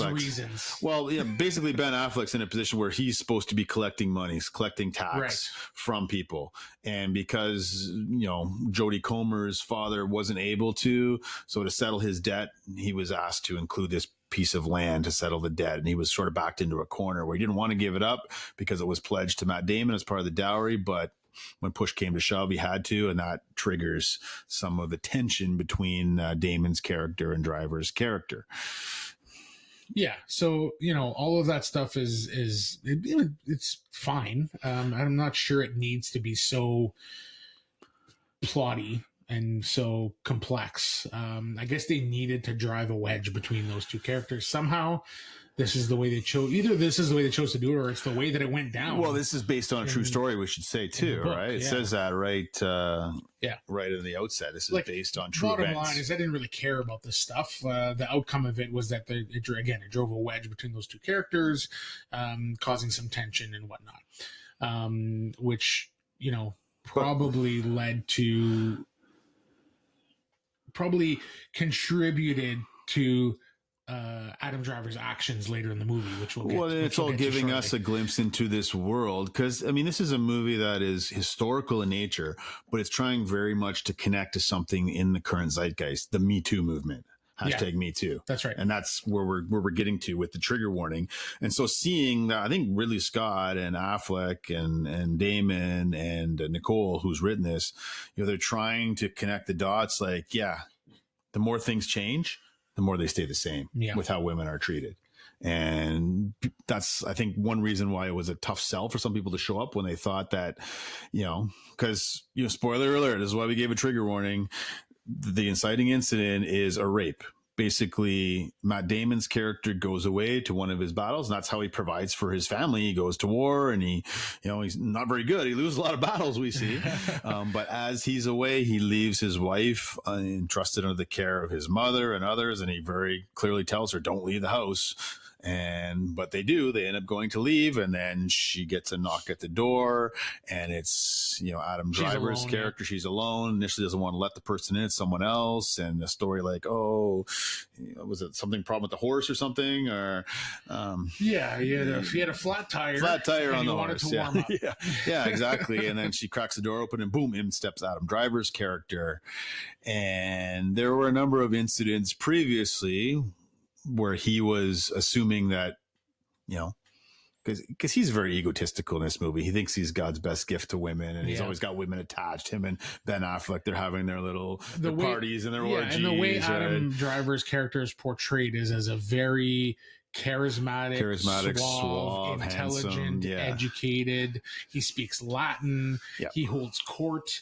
He's everything that Matt Damon isn't, right? And all of these things. And Matt Damon is just this grunt. He's just this grunt with his bad mullet, with this scar from his ear to his mouth, and but again, it's all about perspectives. And we should say, let's back up a little bit. We said 3 acts, 3 perspectives. So in the first act, well, before we get into that, let's finish what the general story is, right? Sure. Like, there's these 2 guys. They were friends. For political reasons, they end up... Now they're frenemies. Now they're not so friends anymore. They still have to play nice in public because of appearances and honor and blah, blah, blah. But really, they have some disdain for each other at this point. And then Adam Driver kind of falls in love with Jodie Comer's character, which is Matt Damon's wife, because she's also well-read and intelligent. And he feels like he would be a better match for her, and he's rescuing her from this deadbeat Matt Damon. Right. So he has a moment where he has the opportunity to go into her home and plead his case, and immediately she's like, no, my husband. But he forces himself does not take upon no her for an answer. Yes. He forces himself on her, rapes her, tells her that she's not to talk about it. Yes, and, you stay quiet because we could not help ourselves. Yes, we could not help ourselves. Your husband may kill you if you say anything. So very much a common story and narrative in today's world as well. Yeah. The fear tactics, the power of toxic masculinity over a woman. You can't prove misusing anything. that power. It's my word against yours. No one will believe you. This will ruin your life. Stay silent. And there was a point where Matt Damon's mother, who was caring for her in his absence, actually scolds her because she doesn't take that advice. She comes clean and tells Matt Damon, and the mother kind of scolds her. And basically implies that, well, that happened to me, but I stayed silent. Yeah, you think this doesn't happen to all of us? Yeah. In this place and time in the world? That's more or less the message she gave, right? Yeah. Why are you special? Why do you get to just try to get your vengeance or your justice? Yeah. When we all of us had to just, that she doesn't say that in so many words, but that's sort of the message that she gives, and which so gives you an idea of what the time was like for women. And so we kind of see this midway through the movie. In the second act, we see this because now, after going through the first third of the movie in Matt Damon's perspective, and certainly, through his perspective, he's a much more nobler, great husband to her. And then we see the second act, it shifts to Adam Driver's perspective. And that's when we see this heinous act from his perspective. And it's brutal. It's clearly sexual assault. She clearly didn't want it. Well, when we see it from his perspective, it's a little more ambiguous, but it's still definitely forced. More ambiguous. It's still forced. But there's a few moments where you're like, where they try to show you that it wasn't as bad as all that. Right. And it was still bad, and it was still wrong. And they still portray it that way, which is even more terrifying because this is the truth from his perspective, and he still sees it as, and he still sees it because we are seeing it through his eyes at this point, right? That's how the structure, through his recollections, this film structure is set up. Is that the first third of the movie is Matt Damon's, the second third is Adam Driver's perspective, and now we see the rape that he committed from his perspective, and it still looks awful. Right? But yet in his mind, it's justified, right? Yeah. And he, right till the end of the movie, right up until the point he knows he's going to die, says that he didn't rape, that she sort of kind of wanted it. Yeah, well, of course she said no, but everyone says no. But deep down, she just took some convincing, right? Yeah. And meanwhile, Ben Affleck's character, because they're getting sued, right? They're going to court of law. This is becoming public now. He's like, deny. I literally wrote down the truth according to Driver, and in quotations he says, of course she made the customary protests, but she is a lady. Yeah, but it was not against her will. Which again, and that's what he believes. This is the truth according to that character. And it just kind of, for me, the way that I interpreted this is that in that time, women were not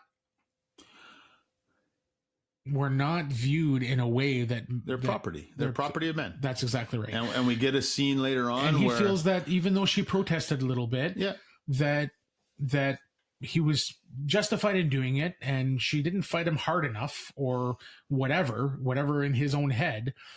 He still did it, and then walked away thinking he didn't do anything wrong. Yep. Which is like baffling to me. The thing that on a second viewing, because this was my second viewing. Me as well. And when I saw the rape occur from Adam Driver's perspective in the second viewing, it was way rougher and obviously a rape than I had remembered. I expected it to be really watered down, a little bit more watered down and ambiguous in terms of like, oh, maybe towards the end she kind of like gave in a little bit. No, there was none of that. And because I just remembered all of the after effects, but the aftermath of him saying, no, I didn't do anything wrong and blah, blah, blah. So I expected that scene to be way more watered down, but it was not, which hit me even harder to think that like this brutal rape scene was viewed by that character as being fine. She gave the customary protest. So like that hit me even harder. It was brutal. Absolutely. For that reason. Because, in that world, might is right.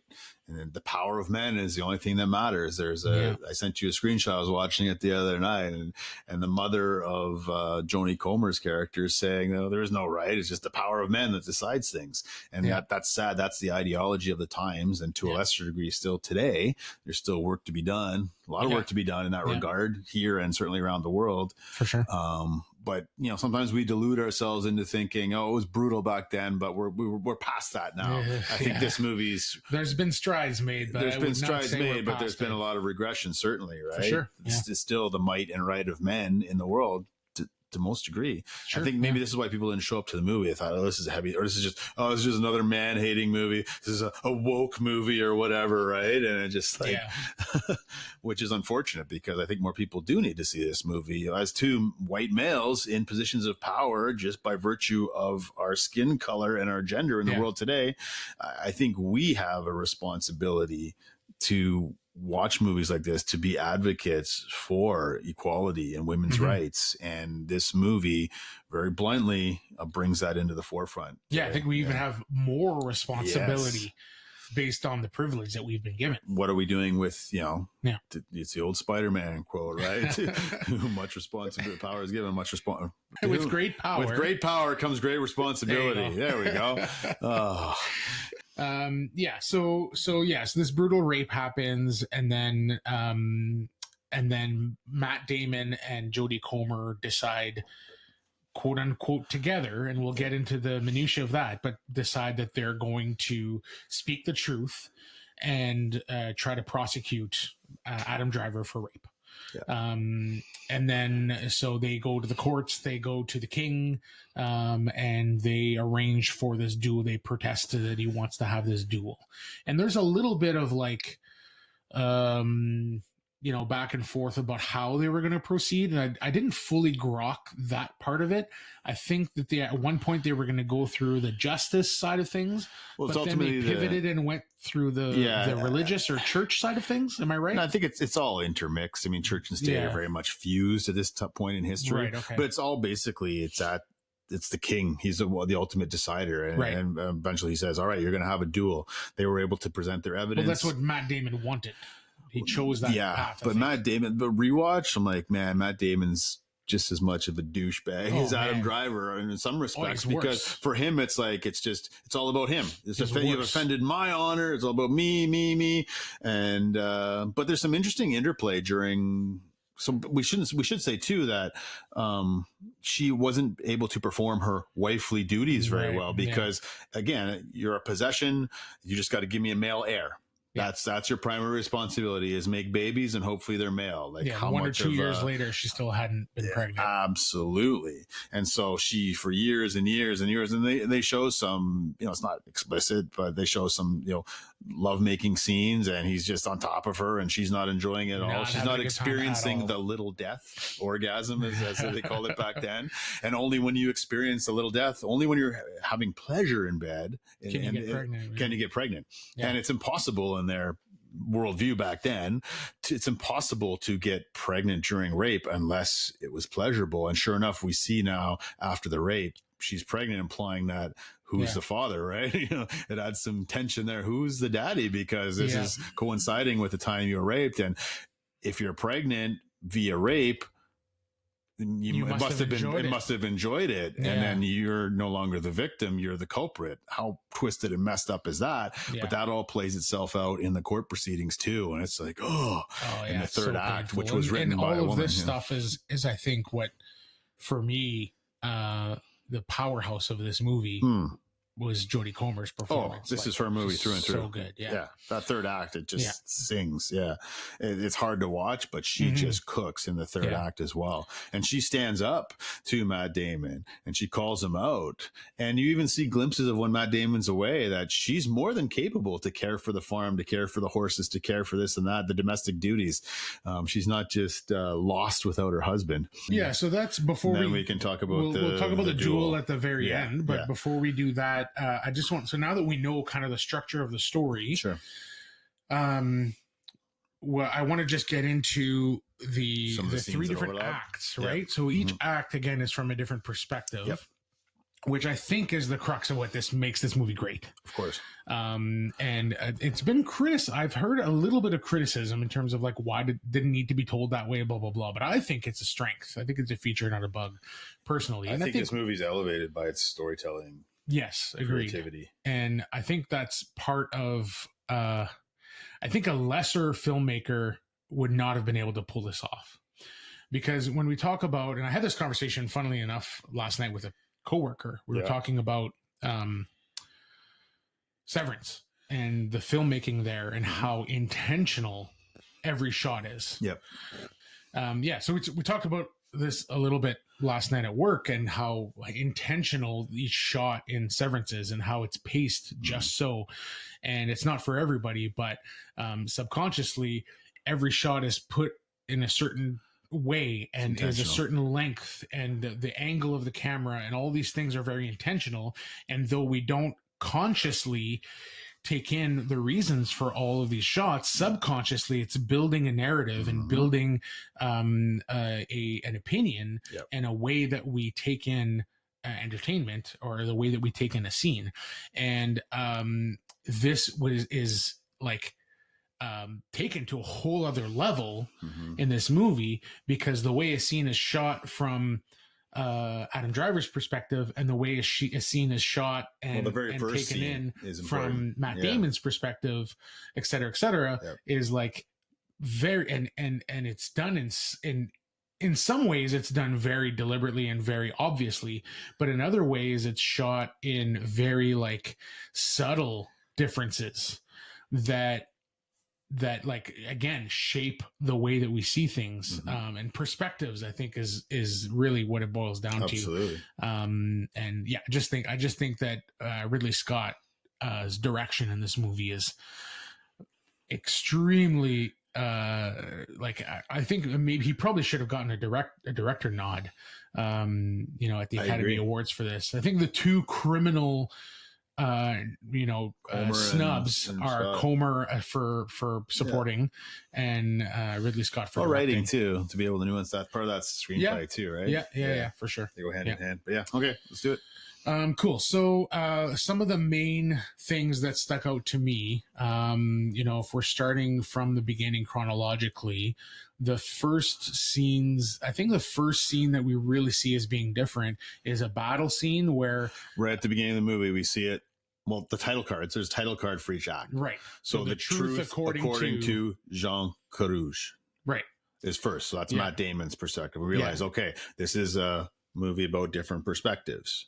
And so that's the first we get. And the first, maybe we can just talk about the opening scene, because that comes at the beginning of Adam Driver's perspective. We see that the battle across the river. Right. Yeah. So the opening scene is them getting ready for the duel, but then but that's that's so just like that's sort of we're gonna come back around to this. That's right. But the first repeated scene when they cut from the duel to grab our attention, battle, is this, and then we come out of that with Jean de Carouge being a hero and having saved Adam Driver's life. Yeah, they were supposed to not go into battle. They're supposed to just protect this piece of land in this battle. But across the river, the enemy's baiting them, but with hostages, they're literally like beheading them.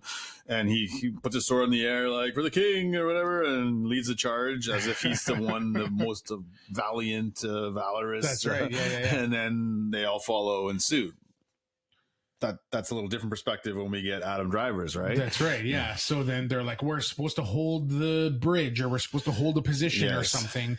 And then he's like, wants to be the hero. So he says, for the king. And then everybody rolls their eyes. Roll their eyes. He's going to get himself killed. We better go. We better go. And they don't have the same perspective, which I thought was really funny and interesting. And then there was a scene in the river or whatever where, I'm not even sure we saw that in the first perspective, but in the second perspective, from Adam Driver's perspective, Adam Driver saves Matt Damon's life. Yes. It's the other way around. Yes. So I'm not sure how Matt Damon comes out of that thinking that he, saved Adam Driver or was like a hero in that moment. Well, Adam Driver, from his from Damon's perspective, Adam Driver says it explicitly: "You saved my life. I'm indebted to you."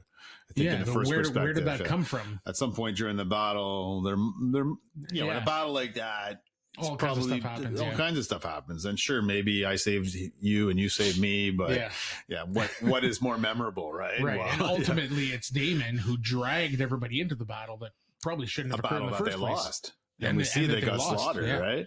Yeah. Yeah. So, interesting stuff there. And I think the real kind of meat is the interactions between Jodie Comer and Adam Driver later in the film later in the perspective when they first meet. Yeah. And from Matt Damon's perspective, there really isn't much going on there. And when they first meet, I guess there's also that first moment where they have been driven apart and now they're kind of forced together by there's some sort of party or social event, and they come together. And that, I find that scene fascinating, because we see that not once, not twice, but 3 times. Yes. And any of the scenes that we see 3 times, we really need to lean in, because there's something very nuanced and intentional there. So from Matt Damon's perspective, he's the first one to speak and says, he's the peacemaker, paraphrasing, right? But he says, let bygones be bygones, or something. Let there be no ill will between us, right? Yeah. And he extends his hand to shake and make up. And everybody claps and applauds that. Here. That's right. And then from Adam Driver's perspective, he's the one that initiated. He reached out, extends his hand, says the same thing: "Let there be no ill will between us." And everybody, here. Yeah. But then the Jodie Comer's perspective at the end, and I should say, this is not ambiguous from Ridley Scott's perspective. Which perspective is true? Title card 1 from the according to, title card 2 according to, and then title card 3 according to, and then the according to just fades out. So it's just basically the truth. Just leaves the truth on screen. The truth. So Jodie Comer's perspective is the truth. Objectively in this particular film, how they're telling it. And in her perspective of this same event, it's neither of them, but it's a side character that says that. Yeah. And neither of them takes the lead. And they both kind of go, They both okay, kinda, I all guess. right, sure. So, which is interesting. I find that quite fascinating. But and then Matt, the subsequent kiss. yes, Matt Damon says, well, why don't you unpack that? Yeah, the kiss. So there's a kiss between Adam Driver and Jodie Comer. He says, I forget the wording, but he says, "My lovely wife, give him a kiss to show him whatever." Yeah. And so she goes over and kisses him on the mouth. Yeah. And from her perspective, it was a nothing kiss, and then he gives her a look. Yeah. And then from Adam Driver's perspective, she opens her mouth a little bit more and then gives him a little smirk afterwards. Yeah, it's like, which again, planting already the seeds of, she wants me, she's not happy in this marriage. Right. When he already thinks he's God's gift to women already, that just puts him over the edge. And so from that point forward, he's thinking of, I need to be with her. I need to have her. And then, so that idea gets planted in his head that he must connect with her. Right. And then in the truth perspective, Jodie Comer's perspective, she goes over, gives him kind of a nothing kiss, but then then has a little bit of an awkward look afterwards. But he's the one that's like looking at her with these eyes or with a look that says like, oh, like I liked that, and she clearly feels awkward about it. So super, super, super subtle differences, nuance, but important. So that was kind of neat. And then at that same party, there's a few other things that happen. From his perspective, she comes over and they have this long this like verbal jousting. Yes, almost like she's pursuing him, right? Yeah, exactly. Almost and then flirtatious. From her perspective, that conversation didn't even happen. Whether it was just like maybe they crossed paths and had a quick moment, but like not the way I perceived it was that whatever conversation they did have was not important enough to even be mentioned in her portion of the perspective. Yeah.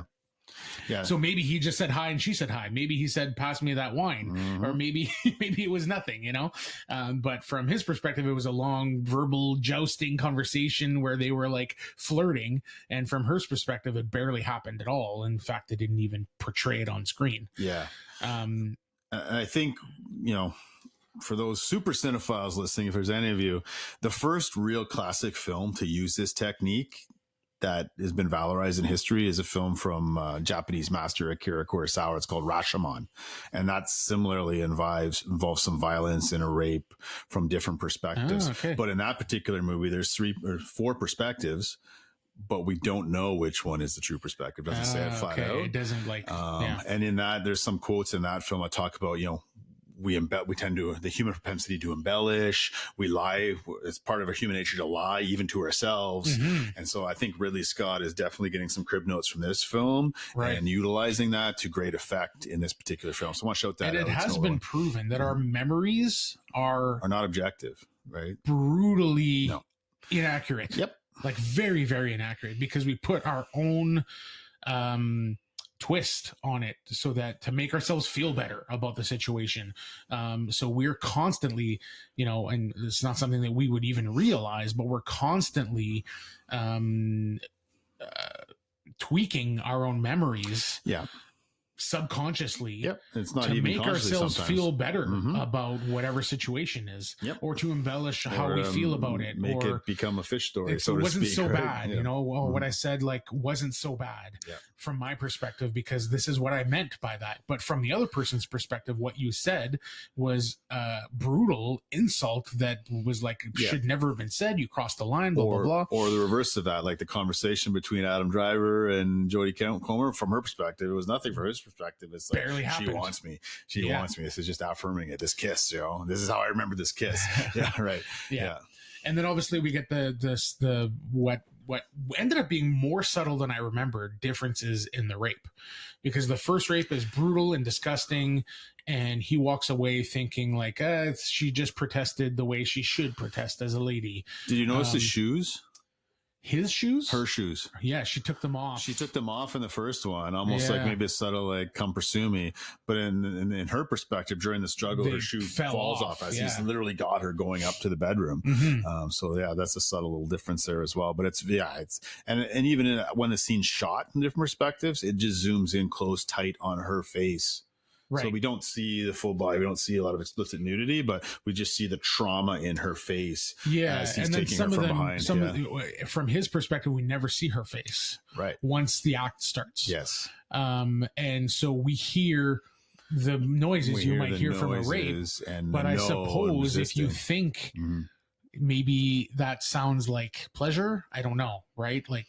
But it's very clearly when you have a tight, long shot, which is excruciating because you just see the pain. This is not pleasurable at all. Yeah. And yet in that ideology, that worldview, well, you're pregnant. Maybe you did have pleasure, right? So, which is so twisted and messed up. Yeah.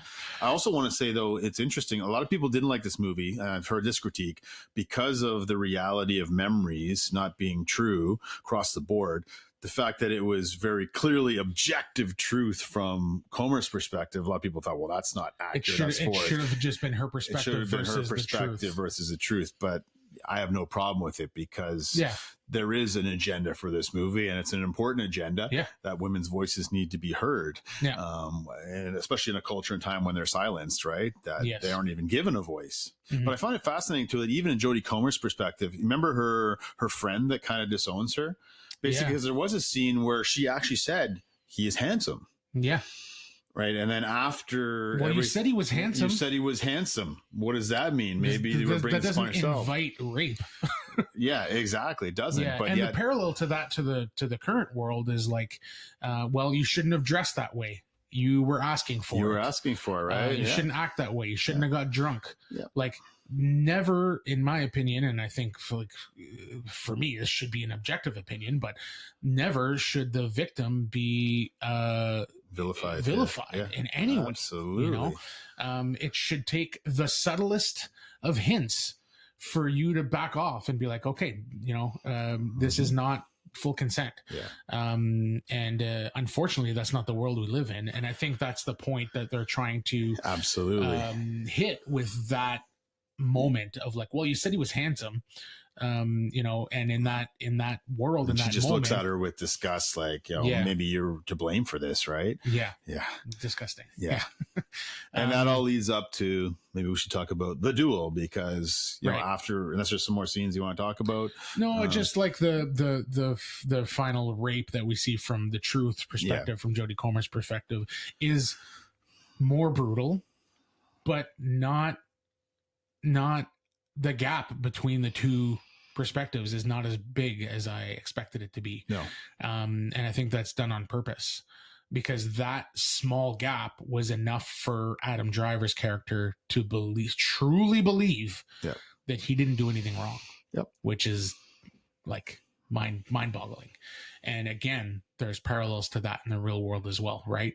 Like, oh, she was drunk, or she was this or that, and she asked for it, and she was wearing this. Well, how many other experiences has Adam Driver had, right? Yeah. Like it seems like even we see some scenes where him and Ben Affleck, they're just having fun with all the girls they want, right? Yeah. And this is just our duty, our right. Women are property as much as a horse. I love the horse scene where Matt Damon is sort of has a nice mare, and this other wild horse literally mounts the other horse, and he basically beats the horse off, and he's not really concerned with the horse. He's concerned with, oh, this horse is, you know, in heat here, you know, and they're ripe, and we're gonna have an heir, and that's the whole thing that he basically looks at his horse the same way he looks at his wife. You have one purpose, to create other horses, to create an heir for me, with little to no regard for the actual well-being of the horse or his wife. It's all about performing your wifely duties for me and not betraying my honor. And when things go to court, you know, he gets upset because, again, it's all about my honor, right? And then I think we need to talk a little bit about the penultimate scene here at the end. The last thing I want to hit on before we do that is the we realize in that third act, the truth that Matt Damon, up until this point, has sort of mostly been the protagonist and has acted fairly well in the interest of his wife. Yeah, given the cultural standards of the time, right? Until we see her perspective. Yeah. And that's when we realize Matt Damon is a bigger villain and worse, in my opinion, than Adam Driver, who performed a rape. Because Matt Damon also rapes his wife. Not just in the scenes where she willingly got in bed and they had sex where clearly she was not enjoying it. Yep. But when he finds out that she was raped, First of all, what he says that he will not be the last one to have you or something. Well, there's right? also, I'm getting to that, but what he says was that, can this man do nothing but evil to me? Right. He's having there's a fit. absolute no empathy towards her emotional trauma. He takes it as a slight towards him. Yeah. Basically, you violated me by misusing my property, which is ridiculous, God, right? was So baffled. self-absorbed and egotistical. Yeah. It's a brutal reaction. Well, all the to men in this out. movie are cut from the same cloth, and that's intentional, right? There's very And few then redeeming he qualities says- in any of them. And then he says exactly what you said, like, hey, I won't let him be the last man to have you, or something along those So lines. in this moment of trauma, the first thing you can think about is restoring my honor, but I'm going to have you now. Yeah. And she says no multiple times. Yes. And he, without even facing her, is unbuckling his belt and taking off his pants and saying, get over here. Yep. And she says no, like 2 or 3 times. Mm-hmm. And then he gets mad and says, get over here. And I'm paraphrasing, of course, but like that is also rape. Mm-hmm. And she is, by the forces of society in that moment, has no choice. Because you're married to me. Because I have to do it, but she does not want to do it. Yeah. And in my opinion, that's as bad a rape terrible. as the Adam Driver It's rape. terrible. So And that poor depiction of Matt Damon carries forward right to the end of the movie. And so I think we need to talk a little bit about that. yeah, so finally the duel, right? Like they get into this like incredibly well shot, super tense, amazing. Like if we're now talking about just action and excitement. Yeah, this is and, where like, Ridley a Scott battle, just cooks. This is his jam, right? Like Kingdom a of Heaven great style. fight scene between Adam Driver with a really nice build up to the moment. And, So it becomes a and all that public stuff. spectacle. We should talk about the consequences. Basically, there's divine consequences here, and they're messed up religious worldview. Whoever wins the duel, truth will win out. And if it was a rape, then Adam Driver is going to die in the duel, and that will be justice. If it was all fabricated from Jodie Comer's perspective, then your husband will die, and there will be consequences from you. She's now given birth to a child, right? She's a mother. Basically, she will be burned at the stake. I believe will be put in stocks, basically. And I didn't burned at the realize this stakes. until the second viewing, but she's put in this little like grandstand or this little like stage area, and her feet are her ankles are she's bound to the already chair, bound in, right? and there's hay Yeah. around the base of it. It's and going to be a they're public ready burning. They're ready to burn her right in there. that moment. Yep. I didn't even see that the first Absolutely time. ridiculous. Yeah.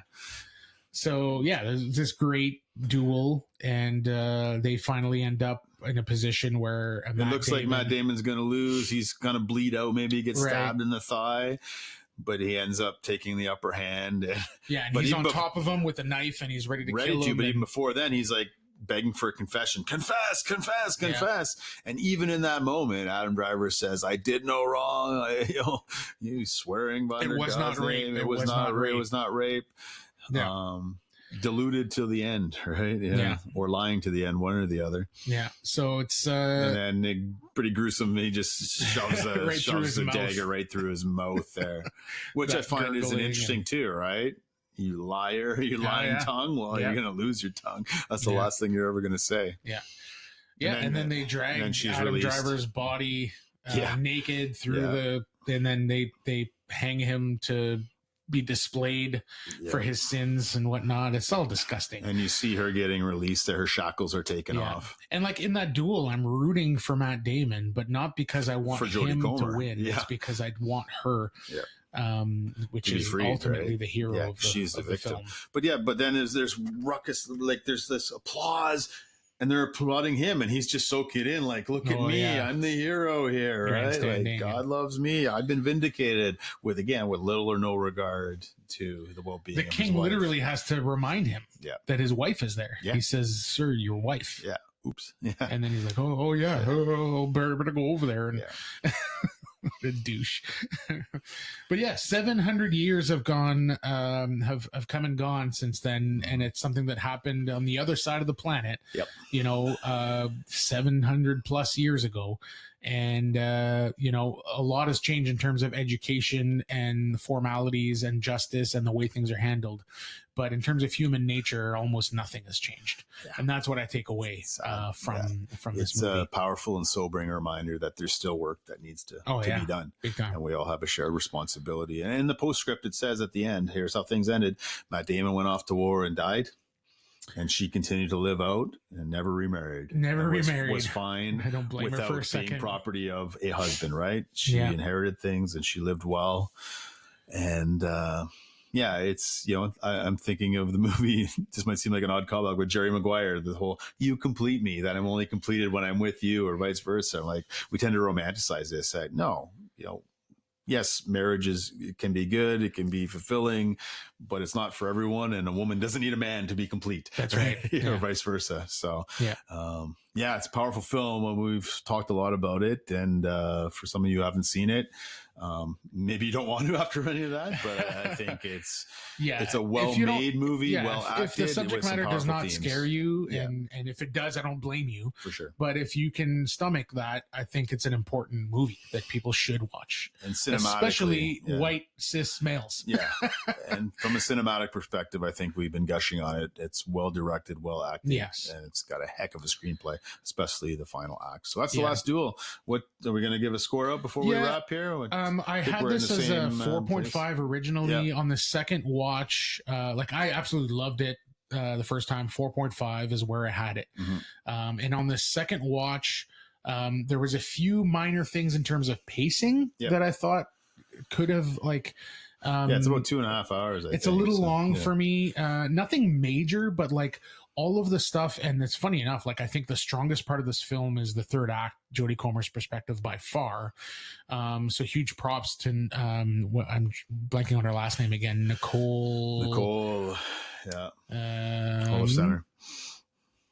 Hall of Center. Yeah. So huge props to her. I think she did a fantastic job with that third act, and Ridley Scott as well for kind of directing, bringing it from the page to the screen. But the one piece of that was all of the stuff where she's managing the household, I think is unnecessary. It shows that she's competent, that she can be independent and run things and be fine. I don't think we needed that. We already knew she's well-read, she's educated, she's smart. We already knew that stuff. And I think it just slowed the movie down a touch. Yeah, I love that myself, because I think it gives her character a chance to breathe. Because she's just an aside in the first two perspectives, right? We see her being a person for the first time, probably. Yeah. Sure. Yeah. We see her actually being an individual who's, yes, competent, capable, but I think it's more expansive. It gives her that. And I think maybe we could have sprinkled some of that stuff in with the other acts, or there was just a 15-minute. Yeah, you're right. I guess it would have been. It wouldn't. Why would that be in their perspective? In their perspective, right. She's just a possession, right? Yeah. So maybe it's a little longer than it needed to be, but I think the third act really sings and shines because of what's led up to it. You need it. So. Yeah, and then finally the other was just the a little bit messiness of the political back and forth about the land and that stuff. I think it needed to be there to drive that wedge and whatnot, but it just felt a little convoluted. They're pointing at the same spot on the map and whatnot, and I'm just not sure that was all. Yeah, that's fair critique for sure. Yeah, and it could have been trimmed a little bit. I think that sort of adds to the context too. I think you need, it's all part of the world you're living in, right? A world where the world of religion and politics and relationships, they're so intertwined. It's hard to really talk about one without the other. Someone who's studied a lot of church history and medieval history, it's just so intertwined that I think that's true to the culture. Maybe it's a little more bloated than it needed to be, but I think to some degree that needed to be there. It's all the connective tissue that really gives us a glimpse of this world. And then to be able to springboard from that world and say, as brutal and tribalistic and anti-scientific as it was, we should know better today. And look, we're still in a mess with some of these issues. So bad on us. So I'm like you. I mean, it actually improved slightly on rewatch for me. I had it as a solid 4 out of 5 on first watching. And it's kind of flirting with that 4.5, but Ben Affleck, he's interesting. He's going for it. He's funny, but it seems a little tonally, he's a little different than the rest of them. But Yeah. when Driver and Comer in particular are on screen, like this movie cooks and it's hers. Mhm. And I really wish you should have got an Oscar nomination for it. So yeah, so I give it a solid 8, pushing 8.5 out of 10 for me.